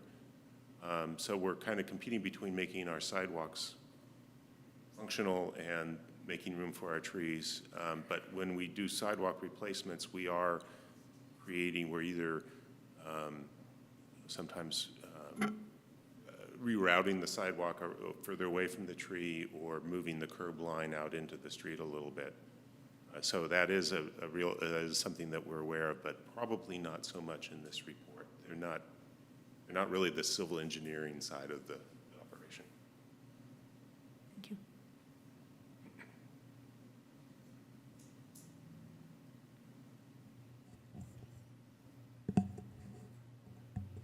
Any more questions? All right, I think we're ready for public comment on this one. Any member of the public's, please raise your hand. Okay, first we have Nick Peterson. Please go ahead. Thank you very much. Nick Peterson, Albany Climate Action Coalition. So a couple of things. This is great. It's really good this is happening and that we get to a point where we can start getting more trees in the ground. Trees take a while to mature and start to develop the attributes that are going to help us out as our climate becomes warmer and drier. So getting them in the ground sooner is certainly an objective for our group. And we are eager to partner with the city once we have good enough idea of what species go where to try to get those, to do outreach and lobby people whose homes are at areas that need a street tree to actually vie for that and have it put in and take care of it and even help them take care of it. So there's a strong interest in our group to have actually a tree team that could supplement city efforts and make this even more of a reality. I'm pretty excited about that. The other thing, and I kind of alluded to this, is, and I think that I would like reassurance that the consultant is aware of this, that our climate is changing. We're getting much more warm days, hotter days, and the type of native trees that were in this area, which were pretty minimal, because this was really sort of grasslands going down to the bay and into swamps and everything, or not swamps, but just wetlands. So, there were oaks, buckeyes, and a few other trees. Some of those aren't very good to be used as street trees. Some of them are very slow growing, and there are other tree species that are probably going to be more appropriate as our climate gets warmer. So it'd be nice that we knew that was happening. I think overall, getting to a point where we can identify what trees go where and then getting those in ASAP is going to be critical in reducing sort of the urban island effect of having paved areas that are heating up and making our city hotter. So I really encourage the city to move this along and look forward to finding out what species go where and helping out getting those trees rolled out and in place. Thank you very much.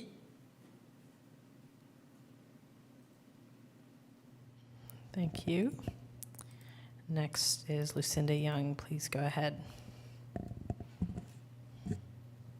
Thank you, Jeff. Very great presentation. I think the vision statement is really good.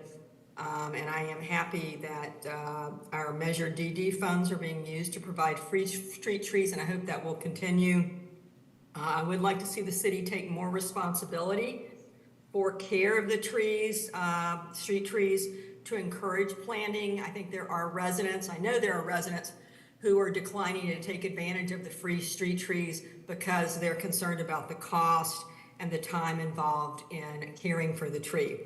One concern I have about this is I don't see any mention of native trees in the update, and I don't have it at my fingertips. There was a survey, an initial survey done, the important factors that residents feel in selecting a street tree, and one of the top, I believe it was like the fourth most important factor, was to select trees that support pollinators, food webs, and ecosystem function.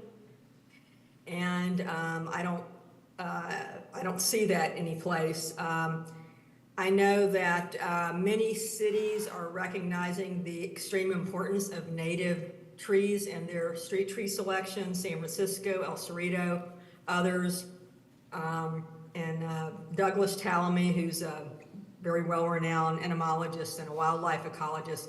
He's written and spoken extensively about the loss to ecosystem function by cities who neglect to factor in the importance of native plants. It's clear that the non-native trees are far from the ecological equivalent of native trees, and that planting natives is the best way to support our struggling ecosystem. So I think that I would like to see that considered. I realize there are many, many competing considerations in deciding on a street tree, but it would seem that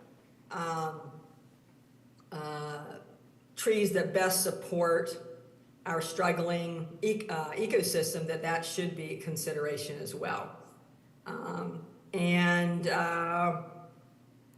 Also, I know that San Francisco has, there's an inventory of San Francisco's native trees for our area that are suitable for street trees.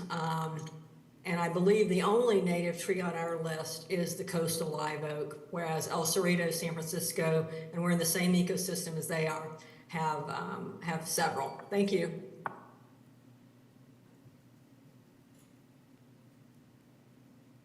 Thank you. Next is David Wemmer. Please go ahead.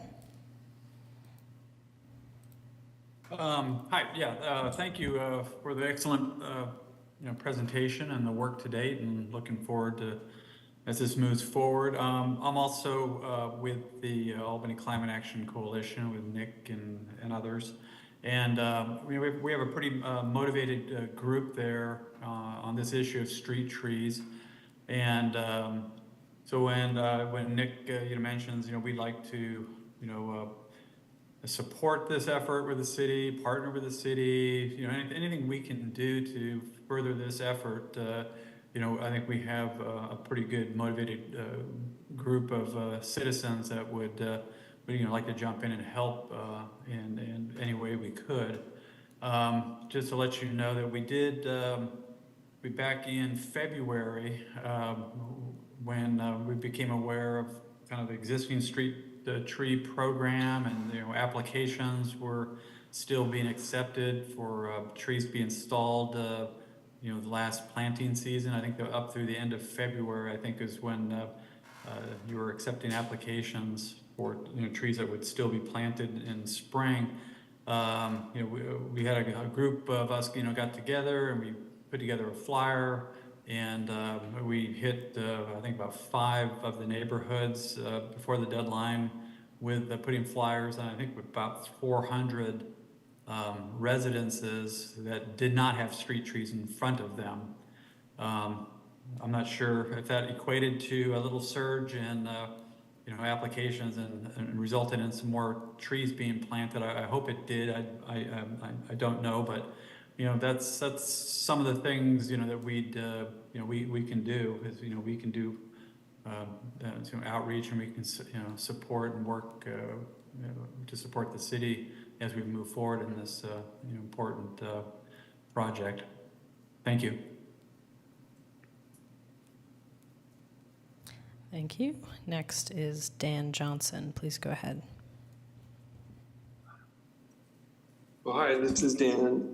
Thanks for a chance to talk.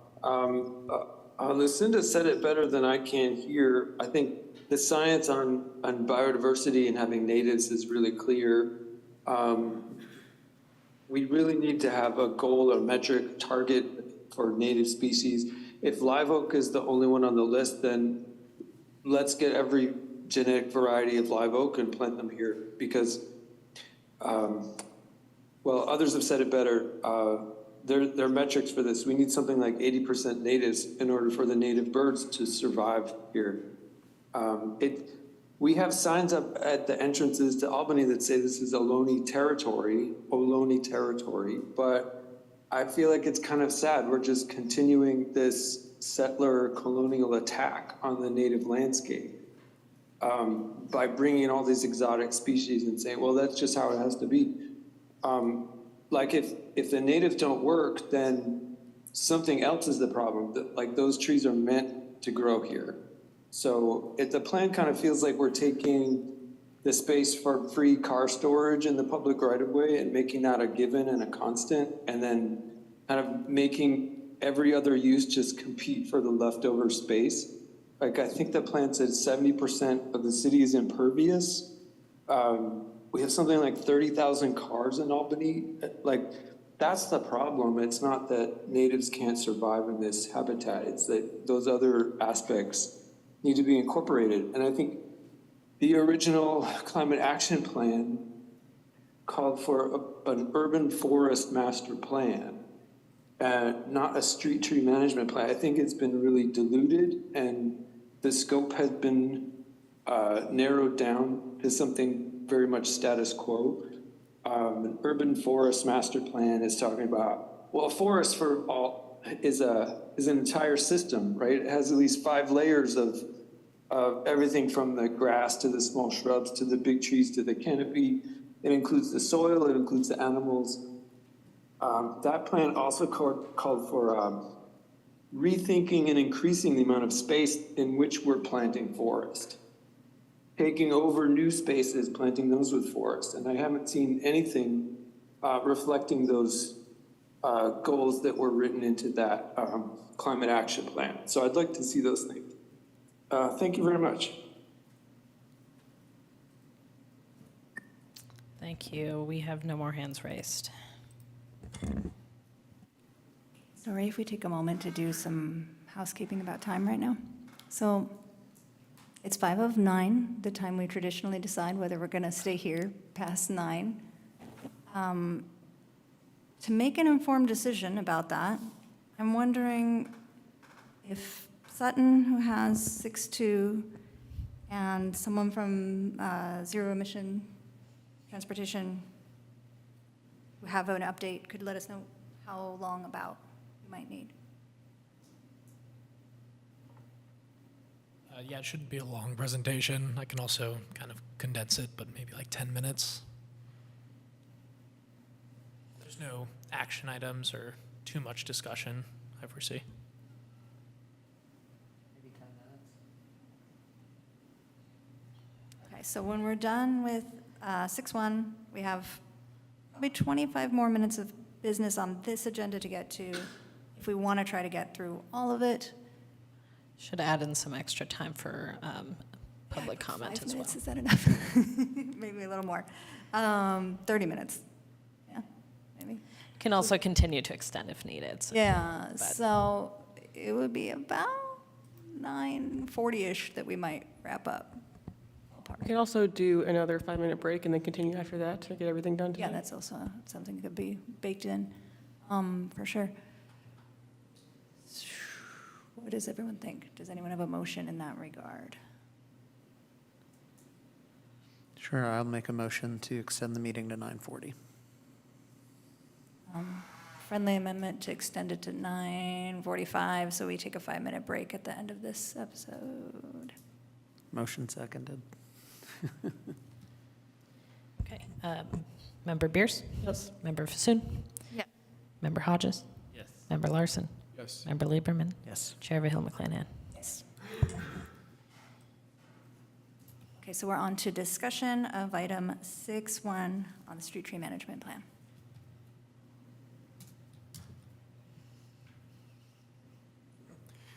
Thanks for the presentation. Nice job. The first place I want to start is just in the vision statement. There was a nice list of things there, but there was nothing about climate mitigation that I saw. The word environmental was in there, but not climate mitigation. And I think that I would propose that we put in some language there that this vision is about the things that are in there. Aesthetics is good, and I'm, as an Albany resident, I want to see that. But I want to see something about climate mitigation so that it helps guide decisions that are made and balances things like, types of trees, so that we get, input from the climate mitigation side of things of not just aesthetics, not just, aesthetics is important, but, we want to see something that has impact on the climate mitigation effects of this. So, so in the vision statement, something about, the climate mitigation. So that was my first comment. And then the second one, it's kind of a question, but kind of a comment, is that it sounded like 80% of the tree volume canopy is in private property. And so I don't know if this plan has the, as part of the scope to outreach to private property owners about any incentivizing or education about the importance of planting trees.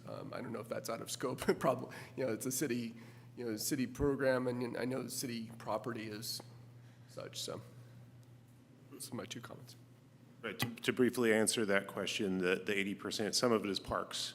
So in the park area, we felt it was better that people should look at the trees in parks in the context of the park and the programs in the park rather than in this other context. So yes, you could plant a lot of trees in the park, but maybe that's also a stage for the, the performances or the middle of the ball field. So that addresses the part of the 80%. The other thing is on private property, it's really it would be a completely different framework. It wouldn't be the city managing trees on private property. It'd be more the city regulating private property. That would go through the Planning and Zoning Commission. What we really need to know is how many people do we hire in public works? How much money do we set aside so we can grow trees in the areas that we control? And if I could just comment on with respect to the public comments, I just wanted to make it clear that we don't yet have a updated species list, and so I didn't want to leave the impression that only oaks are the only natives on our list, because if that's the case, that's an old list. We haven't gotten the new list from the consultant, and I will convey the comments that we've received about that to the consultant, and I think they have some, I would imagine they have some very thoughtful responses to that. So make sure that gets communicated, and we'll bring that back.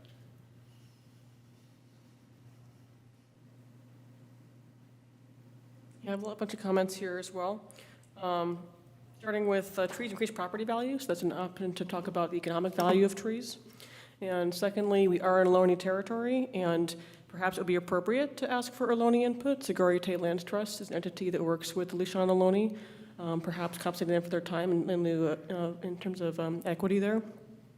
The city of Antioch has a biodiversity statistics. They're talking about native plants planting in public spaces, and they were talking about a University of Delaware study showed planting over 70% natives help birds reproduce. Less than 70% of native plants makes it hard for birds to reproduce. And they're also trying to stop artificial turf because of PFAS, microplastics, and causing cancer, and stopping pesticides. So there's related, a lot of other cities are doing similar focus on native planting, not just trees, but also including trees. Palo Alto and San Francisco, Oakland and Berkeley have specific native tree protections for heritage trees, specimen trees, trees, as we pointed out, not a lot of trees here are very large.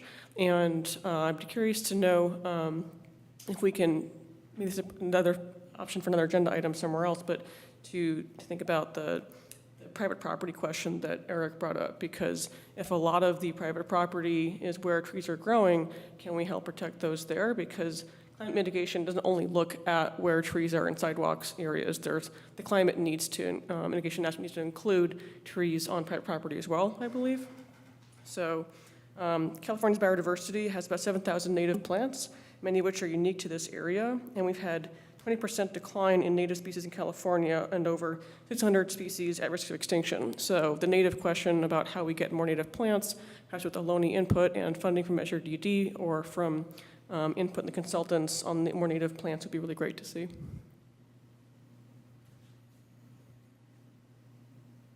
I have a few comments as well. I want to appreciate the commenter who brought up a few commenters mentioned native plants, but one used the phrase parking for private cars, which is what we're using a lot of our space for. But I wanted to respond to that because this area was not a forest before. And I think if we were to consult with some Ohlone folks, I think they might second that. So it's a little at odds with the street tree question, because if we really want to restore the landscape, we're looking at street bunch grasses. And bunch grasses are really cool, and I want more of them. But it will be a challenge, I think, to balance encouraging the adoption of natives and going with the spirit of that. If the spirit of that is to restore habitat, it might not be native trees at all that you're looking at, and it might not be happening in street tree wells, but perhaps in parks or other public areas. Those things are a little at odds, but I might suggest, in addition to seeing if someone from Ohlone wants to talk with us, to Lishan, also the Resource Conservation District for Alameda County. I would imagine they do a lot of work. I came here from a rural place where they do tons of work with planting natives on public and private property and can give some guidance and possibly partner with the vendor on making some recommendations there. I wanted to say something about watering. So I had a job last year for a while in San Francisco, and I learned, working with school gardens, and I learned that their DPW took over watering all of the street trees It's a lot of trees. So they have a water truck, and they just drive around, and they fill the bags. The trees, I mean, it's a lot of work. And also, it would make a huge difference in the health of the trees that we already have if we could find a way to do that. So I'm excited that watering is in the plan, and I hope that they give us, cost out something like that, even though it would be very costly. They make a big difference. Actually, San Francisco is also another, if you're talking about native trees, they do have a few more native trees on their recommendation list, but some of them aren't even really trees, because again, it's not really a forested area that we live in, exactly. They're like shrubs that they suggest as street trees.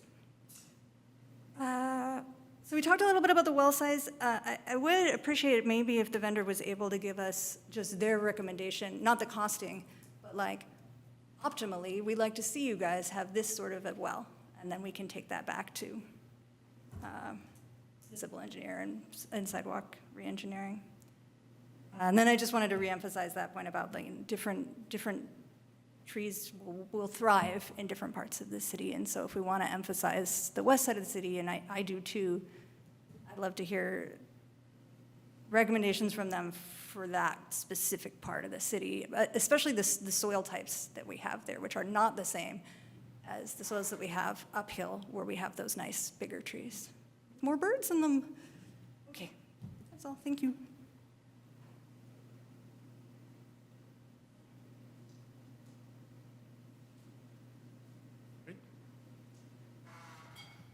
Can you comment on the mention of something about climate mitigation in the vision statement? Oh, yes, I think that's a great suggestion. We'll take it back to the Parks Commission. I imagine they would enthusiastically add that. So if for some reason they don't, I will report back to the committee and you can make your case, but I can't imagine that would be something that they would object. Thanks, Jeff. Thank you. Thank you.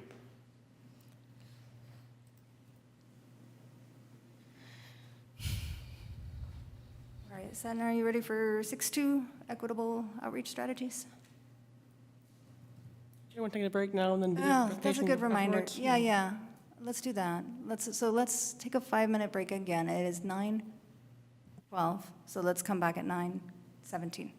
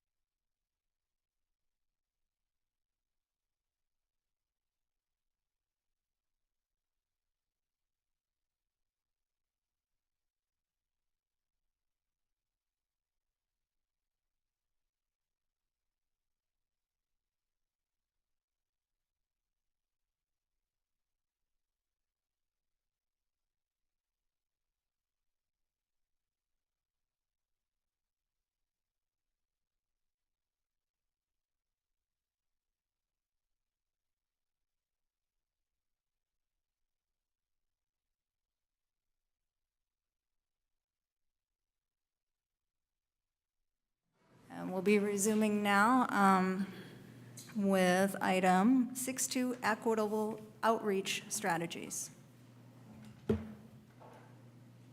Great. I will share my screen.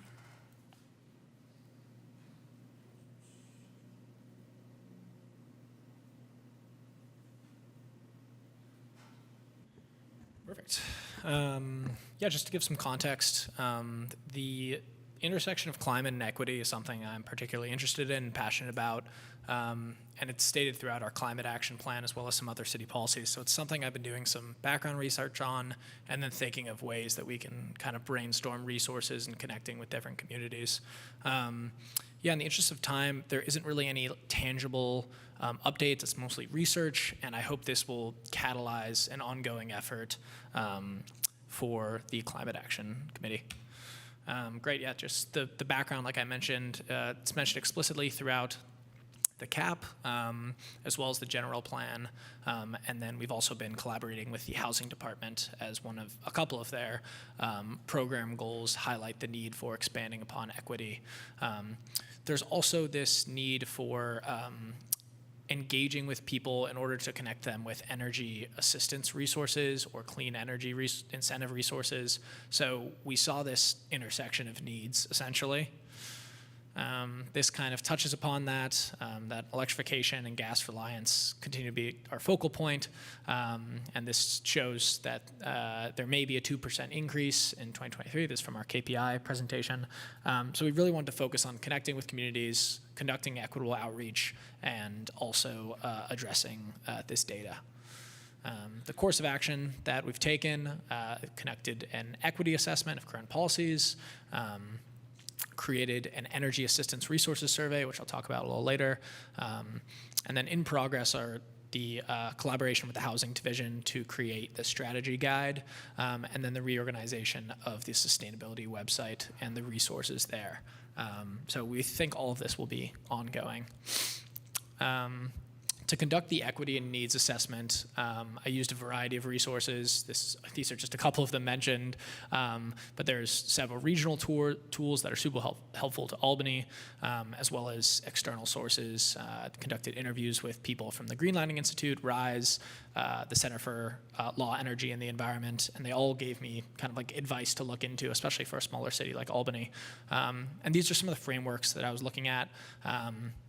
Looking at demographics, language barriers, people of color, accessibility, vulnerability, both environmental, economic, other factors, and then community mapping, whether it's needs, the networks, or community spaces. The first kind of big picture takeaway we had was Albany has a census tract as well several census tracts that constitute as housing burdened or low income. This is technically the UC Village census tract. In Planned Bay Area's update, this tract was considered an equity priority community. This data also was consistent with Cal Enviro Screen's definition of what housing burden was. It's basically a certain percentage of your rent makes up your income, and that it was 41% of the people in that tract were considered housing burdened. These are two of the maps that we were looking at, so it's a slightly different regional area, but it gives us a good idea of what to focus on and how to connect with these residents. So the solution that staff kind of came up with was creating this energy assistance resources survey. In doing a lot of the background research, I kind of realized that there's a ton of overlapping eligibility standards for all of these programs, and it requires residents to go to a ton of different sites and look at different income brackets and different qualifications. What I did was pulled all this data and condensed it to a 10-question survey. So based on your income, your household number, a couple other questions, you're immediately directed to these resources without having to fill out all of that information. I mean, you still have to apply, but it shows you what you're eligible for. This is kind of a preview of what it looks like.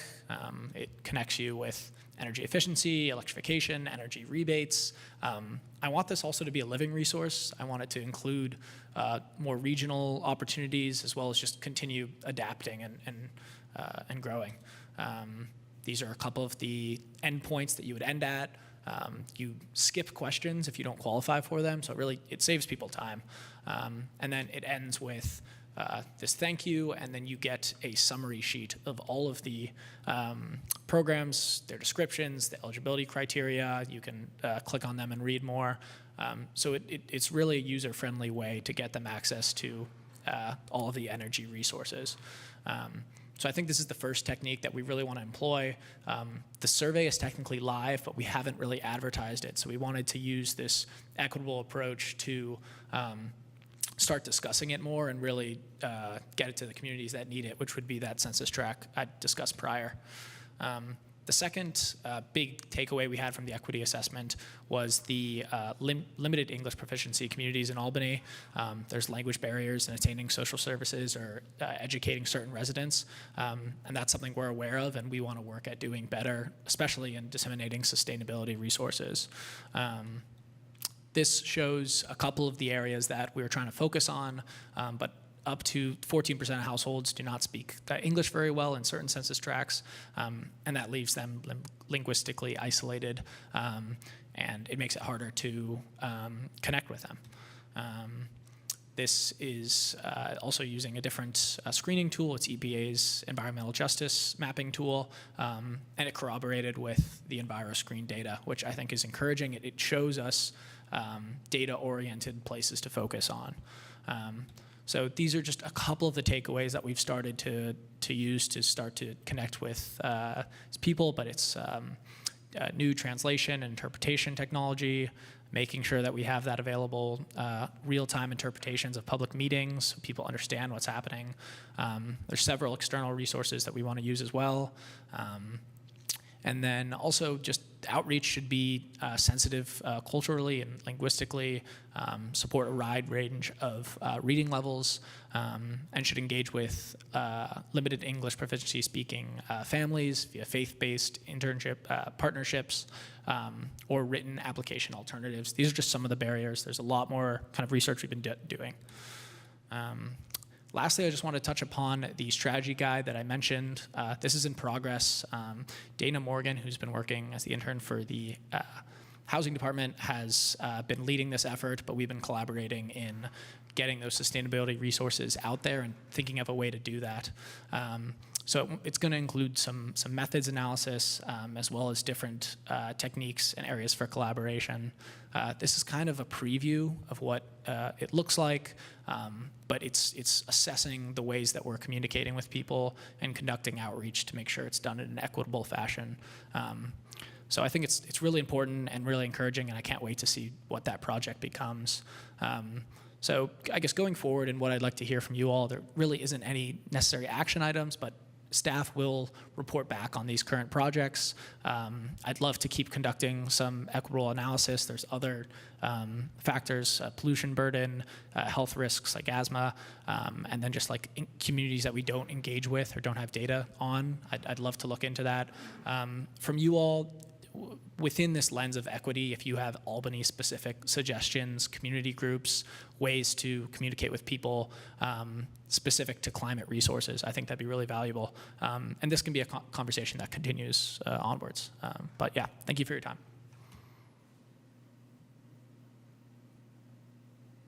Thank you. Any questions? This is awesome. I'm really glad that you put that together and did that work. One quick question is where you got the language spoken at home data. I've been looking for a reliable source for that for some other work I'm doing. Yeah, a decent amount of it. It's hard to grab for Albany. The most up-to-date stuff is the community survey census data. That's 2018 through 2022. So that's where those numbers are cited from. It would be great to have our own data. One of the things that Dana and I talked about was having our own database of surveys and information that we could cite that wasn't a regional source. So I think that's something we could look into. But yeah, that's where that's from.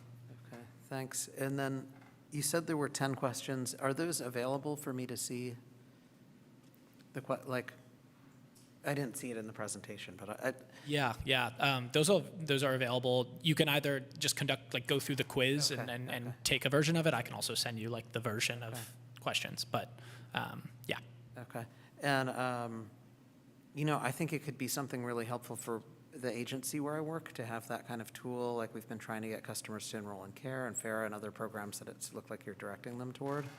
So very interested in seeing if I could connect with you and talk about having that, maybe create a county-wide version of it or something. If no one else is looking into doing that, then some of those I noticed were Albany specific, but other cities might have specific ones, and we've built other sort of like interactive finders on our site, and so I just think it's really cool. Thanks for putting that together. Yeah, definitely. With Albany, we wanted to really prioritize those residents, but there were some regional incentives like DAC communities for solar installations that didn't necessarily apply, but I'd love to see where that goes. Yeah, cool. Another question about the 10 questions. Is one of the questions whether you own your home? Yes.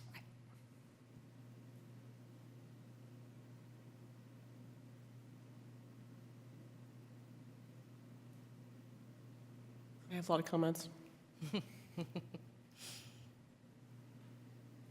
right, I think we can go to public comment with the, how many commenters do we have? I see one hand right now. Anybody else online, please raise your hand if you plan to comment. I would say if we have 2 or fewer, we can keep the 3-minute time limit. Okay, yeah, I just see one, so, okay. Nick Peterson, please go ahead. Yeah, thank you, Nick Peterson again. Actually, this is really a huge need. I'm referring to knowing where our challenged communities are, where people that have language issues are located. I work with another group, the Community Emergency Response Team, a nonprofit, Albany CERT Inc. And Albany CERT Inc. just got a $25,000 LISTOS grant from the Office of Emergency Services for California. And the whole idea is to come up with training for CERT, certification, in the second and third most predominant languages in Albany, which we have some idea are probably Mandarin, but the second one we're not sure of. And we're trying to figure it out. So this idea of having finer granular information about who Albany's challenged and disadvantaged and low-income people are would be very useful for a lot of other things. And certainly for, bringing about climate action in an equitable manner. The other issue, I think, also we discovered in doing the, we got it was a $25,000 PG&E grant for Albany CERT also to come up with emergency pop-up resilience hubs. And we did a full mailing to everybody in the city, which was kind of surprising. Didn't seem to get to everybody. And the response from people living in apartments was exceedingly low. I mean, almost none.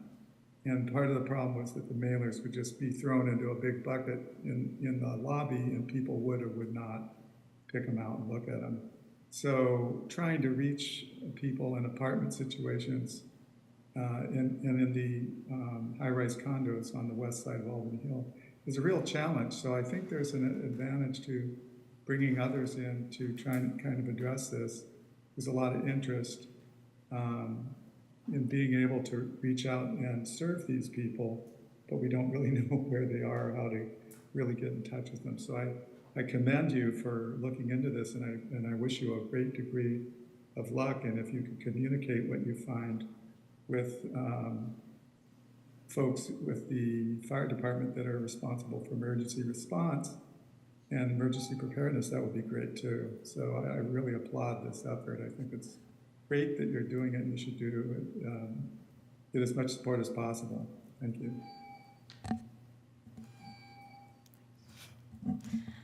Thank you. We don't have any other hands raised. All right, we're on to discussion of this item. Great work. All the data. If I can comment on a couple things. I have a marketing background, so I have a lot to say here. We meet one-on-one on this later to talk more about the survey and about engagement channels, et cetera. Some key frameworks to think about for marketing are people don't make decisions out of nowhere, and having a top-down framework or a one-time outreach doesn't tend to work so well. You have to think about things as relational and nurturing people along a journey from awareness to consideration, to decision, and maybe advocacy. So thinking about who might the ambassadors or the advocates, the people who talk to their neighbors, people like themselves. So who are the influencers in those communities is something to think about, either finding or developing those folks. So psychology of behavior change is an area you can read books on and look at, but people need to feel that there's a pain point first that addresses their needs. So it seems like housing burden and cost of living is a real pain point for a lot of folks there. So speaking to what they care about, like maybe it's cost, not climate, for example, what they care about is important. And taking the time to do community outreach that's not just a one-shot flyer or a one-shot thing, but what's the comprehensive or multi-channel marketing campaign, as it were, to reach people multiple times in different ways, in different formats, with like local ambassadors. And this could involve volunteers from folks like ACAC or the faith community, churches, and keeping the relational piece, because people talk to their neighbors a lot about their challenges or what they're working on potentially, or other students at UC Berkeley or what they're doing, but thinking about opportunities for the block party, National Night Out, maybe offering a discount on the fee for block parties in this area. For example, there's a discount for bringing in the fire department or police department to speak at a block party. Why not discount those fees, perhaps even low as zero, in order for people who volunteer to talk about this? So Buy Nothing and I Just Want to Get Rid of This Now Albany are two Facebook groups that are quite active. People look at those within minutes for posts. And I found some success in promoting the street tree program on my own as an individual, talking about, hey, I got 3 street trees from this program. Want free trees yourself? You can get these too for free. So if there's like a free angle on any of that, that could be very valuable to engage people in these Facebook groups that are popping with lots of people commenting about local stuff. That's free.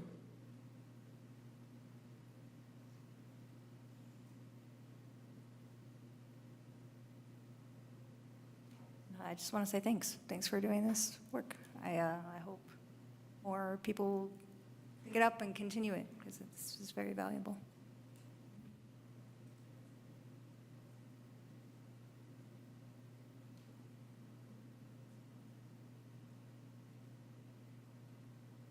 Any further discussion? All right. Let's go to our subcommittee updates.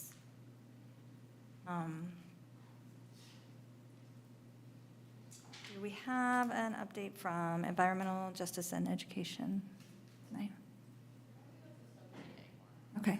Do we? Especially since Mohammed's no longer. Yeah. You can't. But what subcommittees or subcommittee was she on? So she was on 2, and that was 1, and yeah, that sort of doesn't constitute a subcommittee anymore with one person. One? The other was home electrification. Okay. Which at present, really, the only part of that we're doing is outreach, home electrification outreach. I will say that that committee also has no substantial update. We can save it for next meeting. But zero emission transportation. Ready for your update. Are you able to share the slide deck? Yeah, Yes. thanks. I think I'll probably start, and then the other members can sort of cover other topics. But in our efforts to come up with some ideas, we decided to inform ourselves more about public curbside EV charging, and so we decided to bring in for presentation some vendors that provide those services and just sort of learn more about the landscape that's available for bringing public curbside EV charging to a town like Albany. So if you want to click the next one, try to do that in the city's brand color. Yeah, the problem statement is, there's very little public EV charging available in Albany, just a couple of sites. There was a recent study from McKinsey that's linked there that indicated the primary barrier to EV adoption is the lack of charging. That was tied in ranking with driving range of EVs. I'm only aware of a couple places where people can just publicly access charging that are in Albany. There's a couple of Blink stations behind the post office, sort of behind where Bossburger used to be. And there are 2 Volta chargers at Sprouts. I don't think the ones under the freeway are operating, and I'm not aware of any others. So it's extra, I mean, for a town of 20,000 people with a lot of EVs, that's not a lot of charging options. Higher visibility of charging stations can influence purchaser decisions. I know there are a lot of people, when they're thinking through considering whether to buy EV, they're not seeing public charging. That's going to be a strike against it. And then we need options for residents that don't have, single family, parking, space in front of their house. That's a pretty limited subset of people who have that access. So at least 50% of people or more, I don't know what the number is, but it's more than 50 in Albany that are either renting or, just don't have that sort of access. So next, we wanted to learn more about the options. So here, we'll present those to you now. Our methodology was to reach out to 4 vendors that we identified that do level 2 charging. So this is not DC fast charging. We didn't examine that. These are more like, the types of things that you might be able to install in a, along Solano or, another public space. 3 of those do curbside, so we invited them to present to us, and now we'll do a quick summary of those meetings that we had. Next slide. The first company that we talked with is It's Electric. You can see a photo of their product there. They're based in Brooklyn, New York. They partner with property owners that want to install charging on the curb side. They do the installation themselves at no cost to the property owner. They tap into the commercial buildings panel, basically. So they are,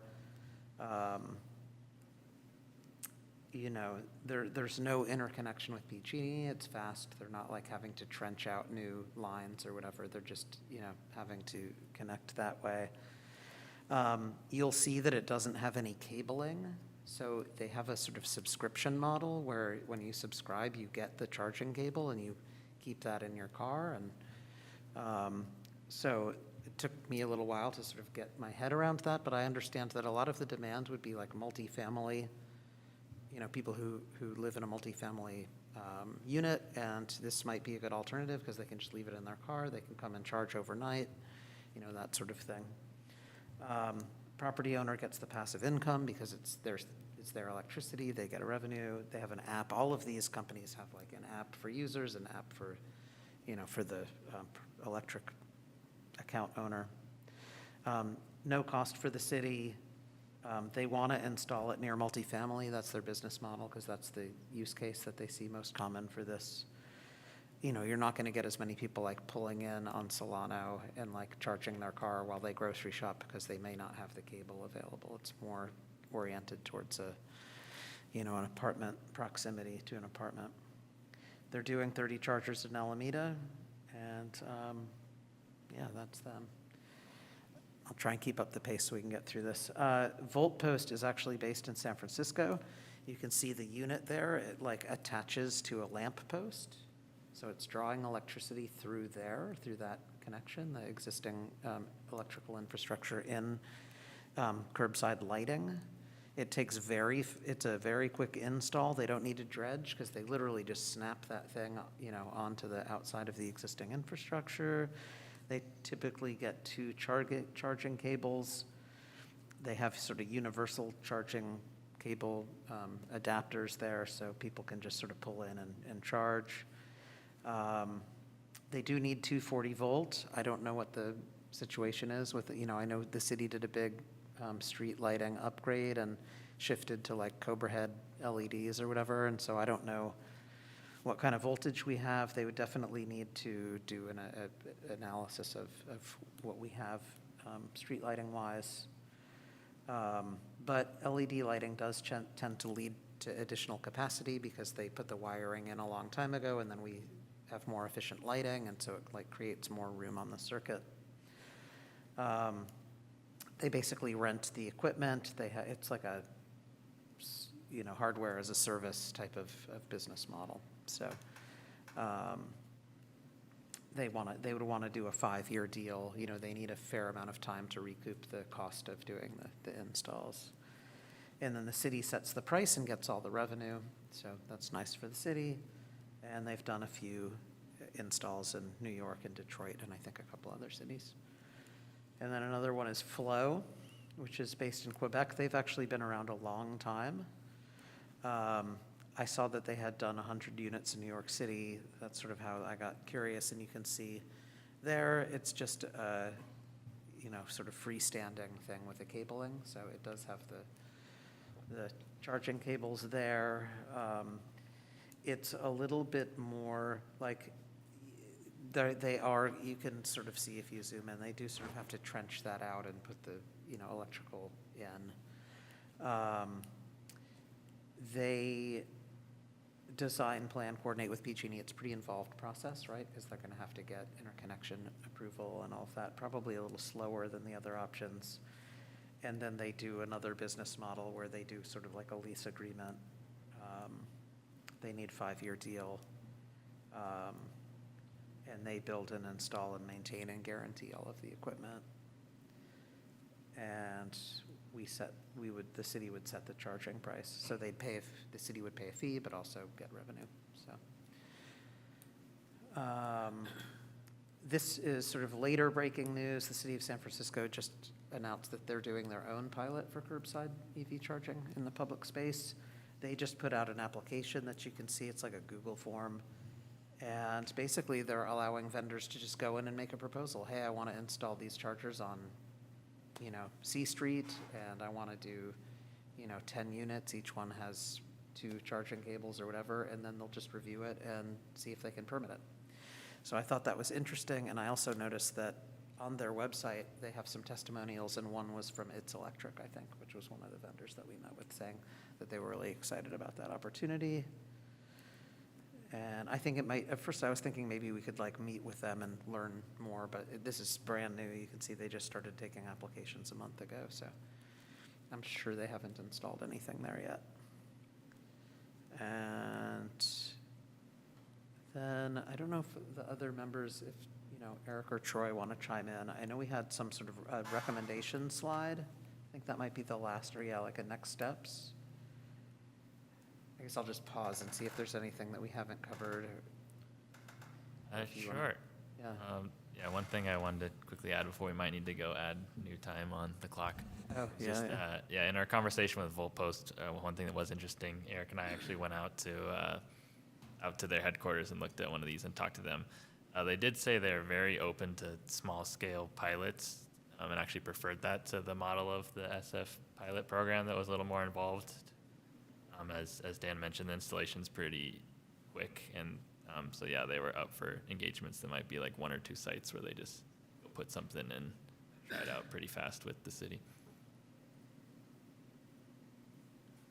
I'll just chime in with my one sort of learning through this. It was fantastic. Dan did a great job setting this up.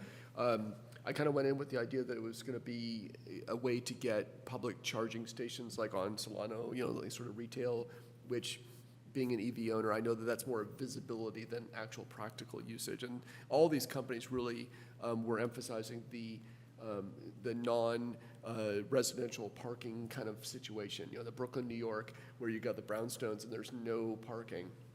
So these are all solutions. And I was like, wow, that's a great solution for Albany too. That's what we're trying to do. We're, the multi-housing charging station. So it's another way to address that, the residential charging where people don't have access to a dedicated space. So I just want to make sure that that was clear, that this was a very big part of their business models and their emphasis on what they're trying to do.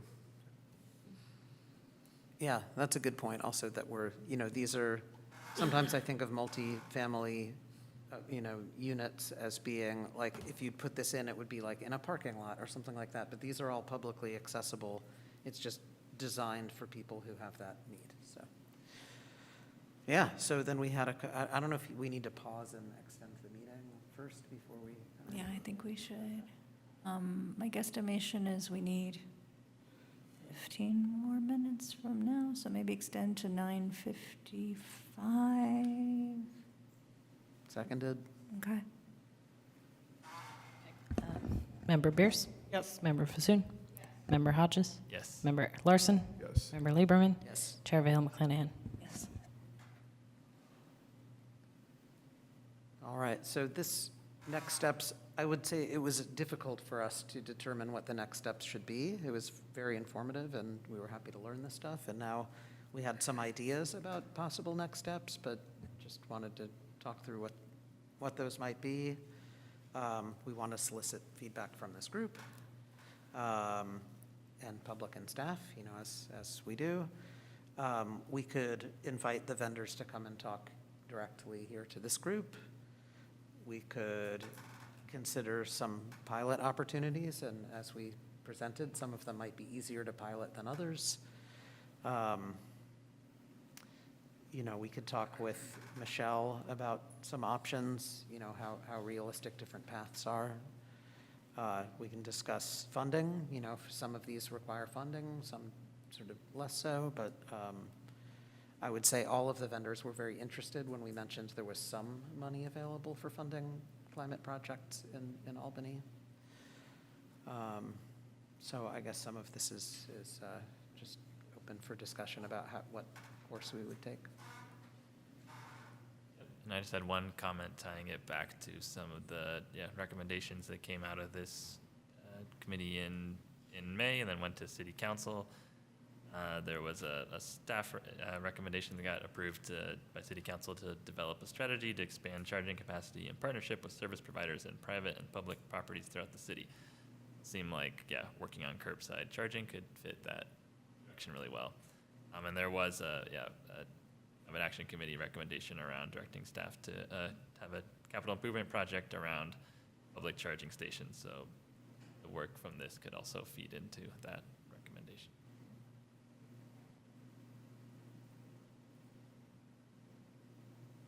Any questions? Suggestion, since we're trying to wrap up in 12 minutes, that we keep our questions and discussions brief if possible. Yeah, let's do it. When can we start?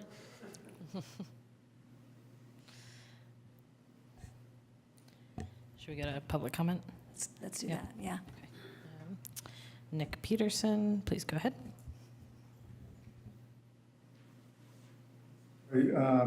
Yeah, this is great. Thank you, subcommittee, for doing this, and Dan reaching out and making those. I recently came across another one called orangecharger.com, which specifically targets multifamily, and it works with the building owner and actually puts the chargers in the building at the parking spots. And what I'd like to see the city do is do another multifamily pilot for chargers using these more affordable options, and do some that would put, you know, where there is limited on-site parking, they would put the chargers along the street, and where apartment building was interested, they would help them get the orange chargers installed inside. And according to information on the orange charger site, it's significantly less expensive than the way we did it before. But again, you know, it's just a matter of getting them out there and getting to assess it. But I'm sure there would be additional landlords that would be interested in finding out about this information. So I think this is something that warrants moving forward and doing additional pilot studies, perhaps with some funds, if there are funds needed from Measure DD, and to continue that. It would also be good to get sort of a follow-on from the sites that were done in the first multifamily EV charging installations, to see how much use those are getting, and if that did encourage tenants to start considering electric vehicles. Another thing that should be considered is that for a lot of people, especially elderly, and local commuters, level 2 isn't totally necessary if you have your own dedicated outlet and you're not sharing it. You can get about 40 miles in a night, and that's usually pretty adequate for the average, car commute if it's local. So something else to consider there. Thank you. Thank you. Lucinda Young, please go ahead. Yeah, I'll be very brief. I think this is a great project. I have had an EV for 6 years. I talk to people a lot about EVs, and as consistent with what Dan said, by far the hesitation, people going an EV is charging. So I think this is extremely important. I talk to a lot of people who are living in condos or apartments, and they just view it as out of the question. Just today I read an article that came out in the Mercury News. I don't know if anybody else saw it, but it talks about 1 million public chargers are needed in California by the end of 2030, which is almost 10 times more than the number that were available to drivers this past December. So there's a huge, huge need, and I just want to see us step up. It's, I think, pretty disappointing that our city has so few chargers at this point. Most cities have a lot more public chargers than we do, and we're a climate conscious community. We've got Measure DD funds. So thank you for pursuing this. No more hands raised. All right, great. We're going on to discussion of this item. One thing I'd like to just note as a consideration is maintenance of the chargers. A common issue I've heard is that they're not working when you want to go there.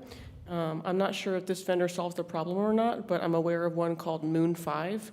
At least it's a modular approach to their technology. So thinking about, is it easy to repair? How long is it in service for, and uptime of chargers? People don't go there and get disappointed by their chargers. Good point. I'll just say that the vendors we talked to, they all were trying to give us comfort that they maintain, that it is on them to maintain, that they have a very high up rate and all of that stuff. But I agree, that is a big problem right now. That the company you just mentioned is someone that provides agnostic information about? I think they're Berkeley-based, and they're a modular approach, so the technology is one to check out in terms of comparison. I think they're pretty small, but I just know of them. I'm not an EV owner myself yet, but just in terms of considering easy-to-repair approaches.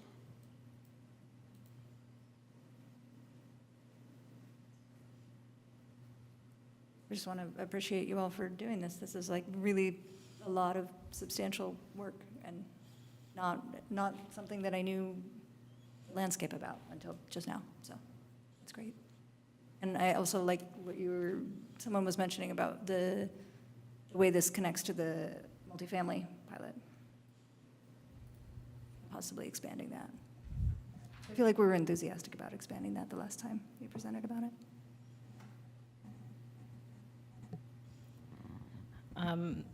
As sort of like a procedural question to the committee, I think into the next steps question, if this is something that the committee is interested in having the subcommittee pursue in a lot more detail and, trying to think through potential proposals, that would be good to know.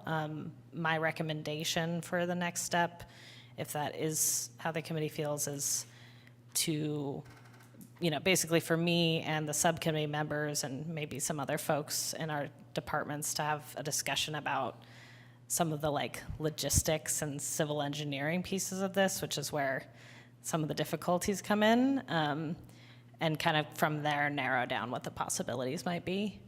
So it'd just be good to know if the committee is interested in the subcommittee continuing to do that work and focus on this project.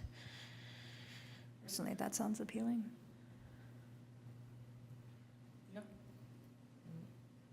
Was that helpful for the subcommittee? Any other things that you guys need to know from the committee today? Okay. Any further discussion on this item? All right. That was exciting. Thank you, guys. All right, we're just up to item 7. Any future agenda item requests? I have several. We're able to share some. Yeah, usually I think we do public comment We do, first. yeah. So although I don't given think our very limited time, if folks who are listening could please make agenda item requests briefly, like a minute or less, that would be helpful. Okay, great. Nick Peterson, please go ahead. Yeah, I think there should be some sort of agenda item to just address staff. Since, since the passage of the emergency declaration, the climate emergency declaration, it would appear that it'd be good if staff got some sort of training or was put more forward to them that this is very high priority. And, I'm not saying the staff that are in this room right now. I mean, staff across the entire city are more conscious of and supportive of pursuing, the goals of the Climate Action Adaptation Plan and reducing emissions. So if that's could somehow be, training or some sort of emphasis on that, maybe a statement at the beginning of every meeting. Thanks. And then Lucinda Young, please go ahead. I'll second what Nick just said, and also mention I was just at the public library a couple days ago. There's a big board in the hallway at the community center, and it's a section for city council, and it's virtually blank. I'm wondering, why isn't the climate action declaration up there? They do have an announcement about an award recognition going to the soccer, Albany soccer, but climate emergency declaration, pretty important. It seems like that could be posted there. And I agree it needs to be widely communicated to staff. I also just want to briefly mention, I don't know if this is so much an agenda item, but it's AB 1276 is a state law that went into effect I think 2 years ago. And there's no one which prohibits distribution of disposable foodware accessories. And there's nobody and it's enforced at the city level, and there's nobody at the city that's assigned to do it. Somebody needs to be assigned to handle that. And I have communicated that to the manager at the city, but never got a response from her. Thank you. Thank you. Thank you. Any future agenda item requests from the committee? I'd like to see a couple things. Ordinance treating private property similar to San Francisco and Palo Alto.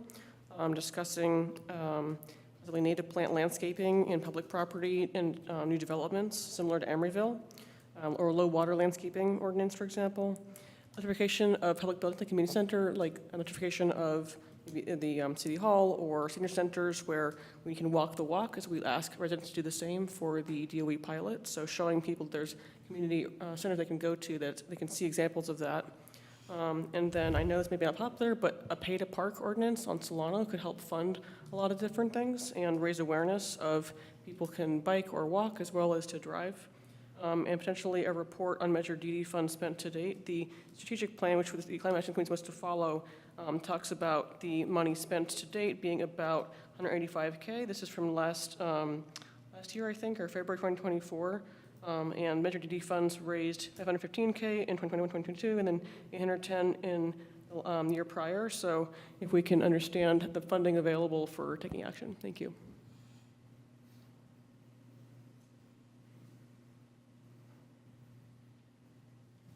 It was top of mind from earlier today, the plastic bag ban, maybe getting an update on where that is at, and then we can decide how to sort of take further action on that.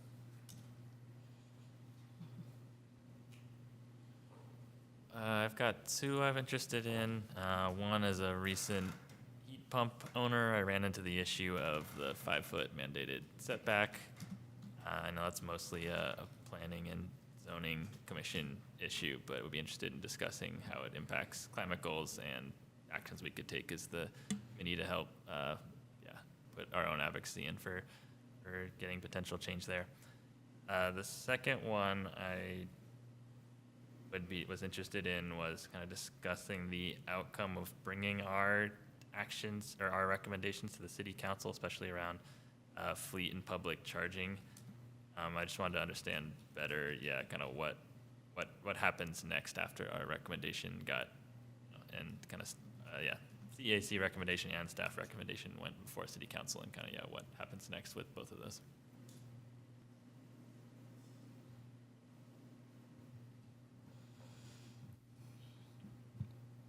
All right, if there's no further requests, we are ending almost on time at 9:57. Thank you. Thanks, everyone.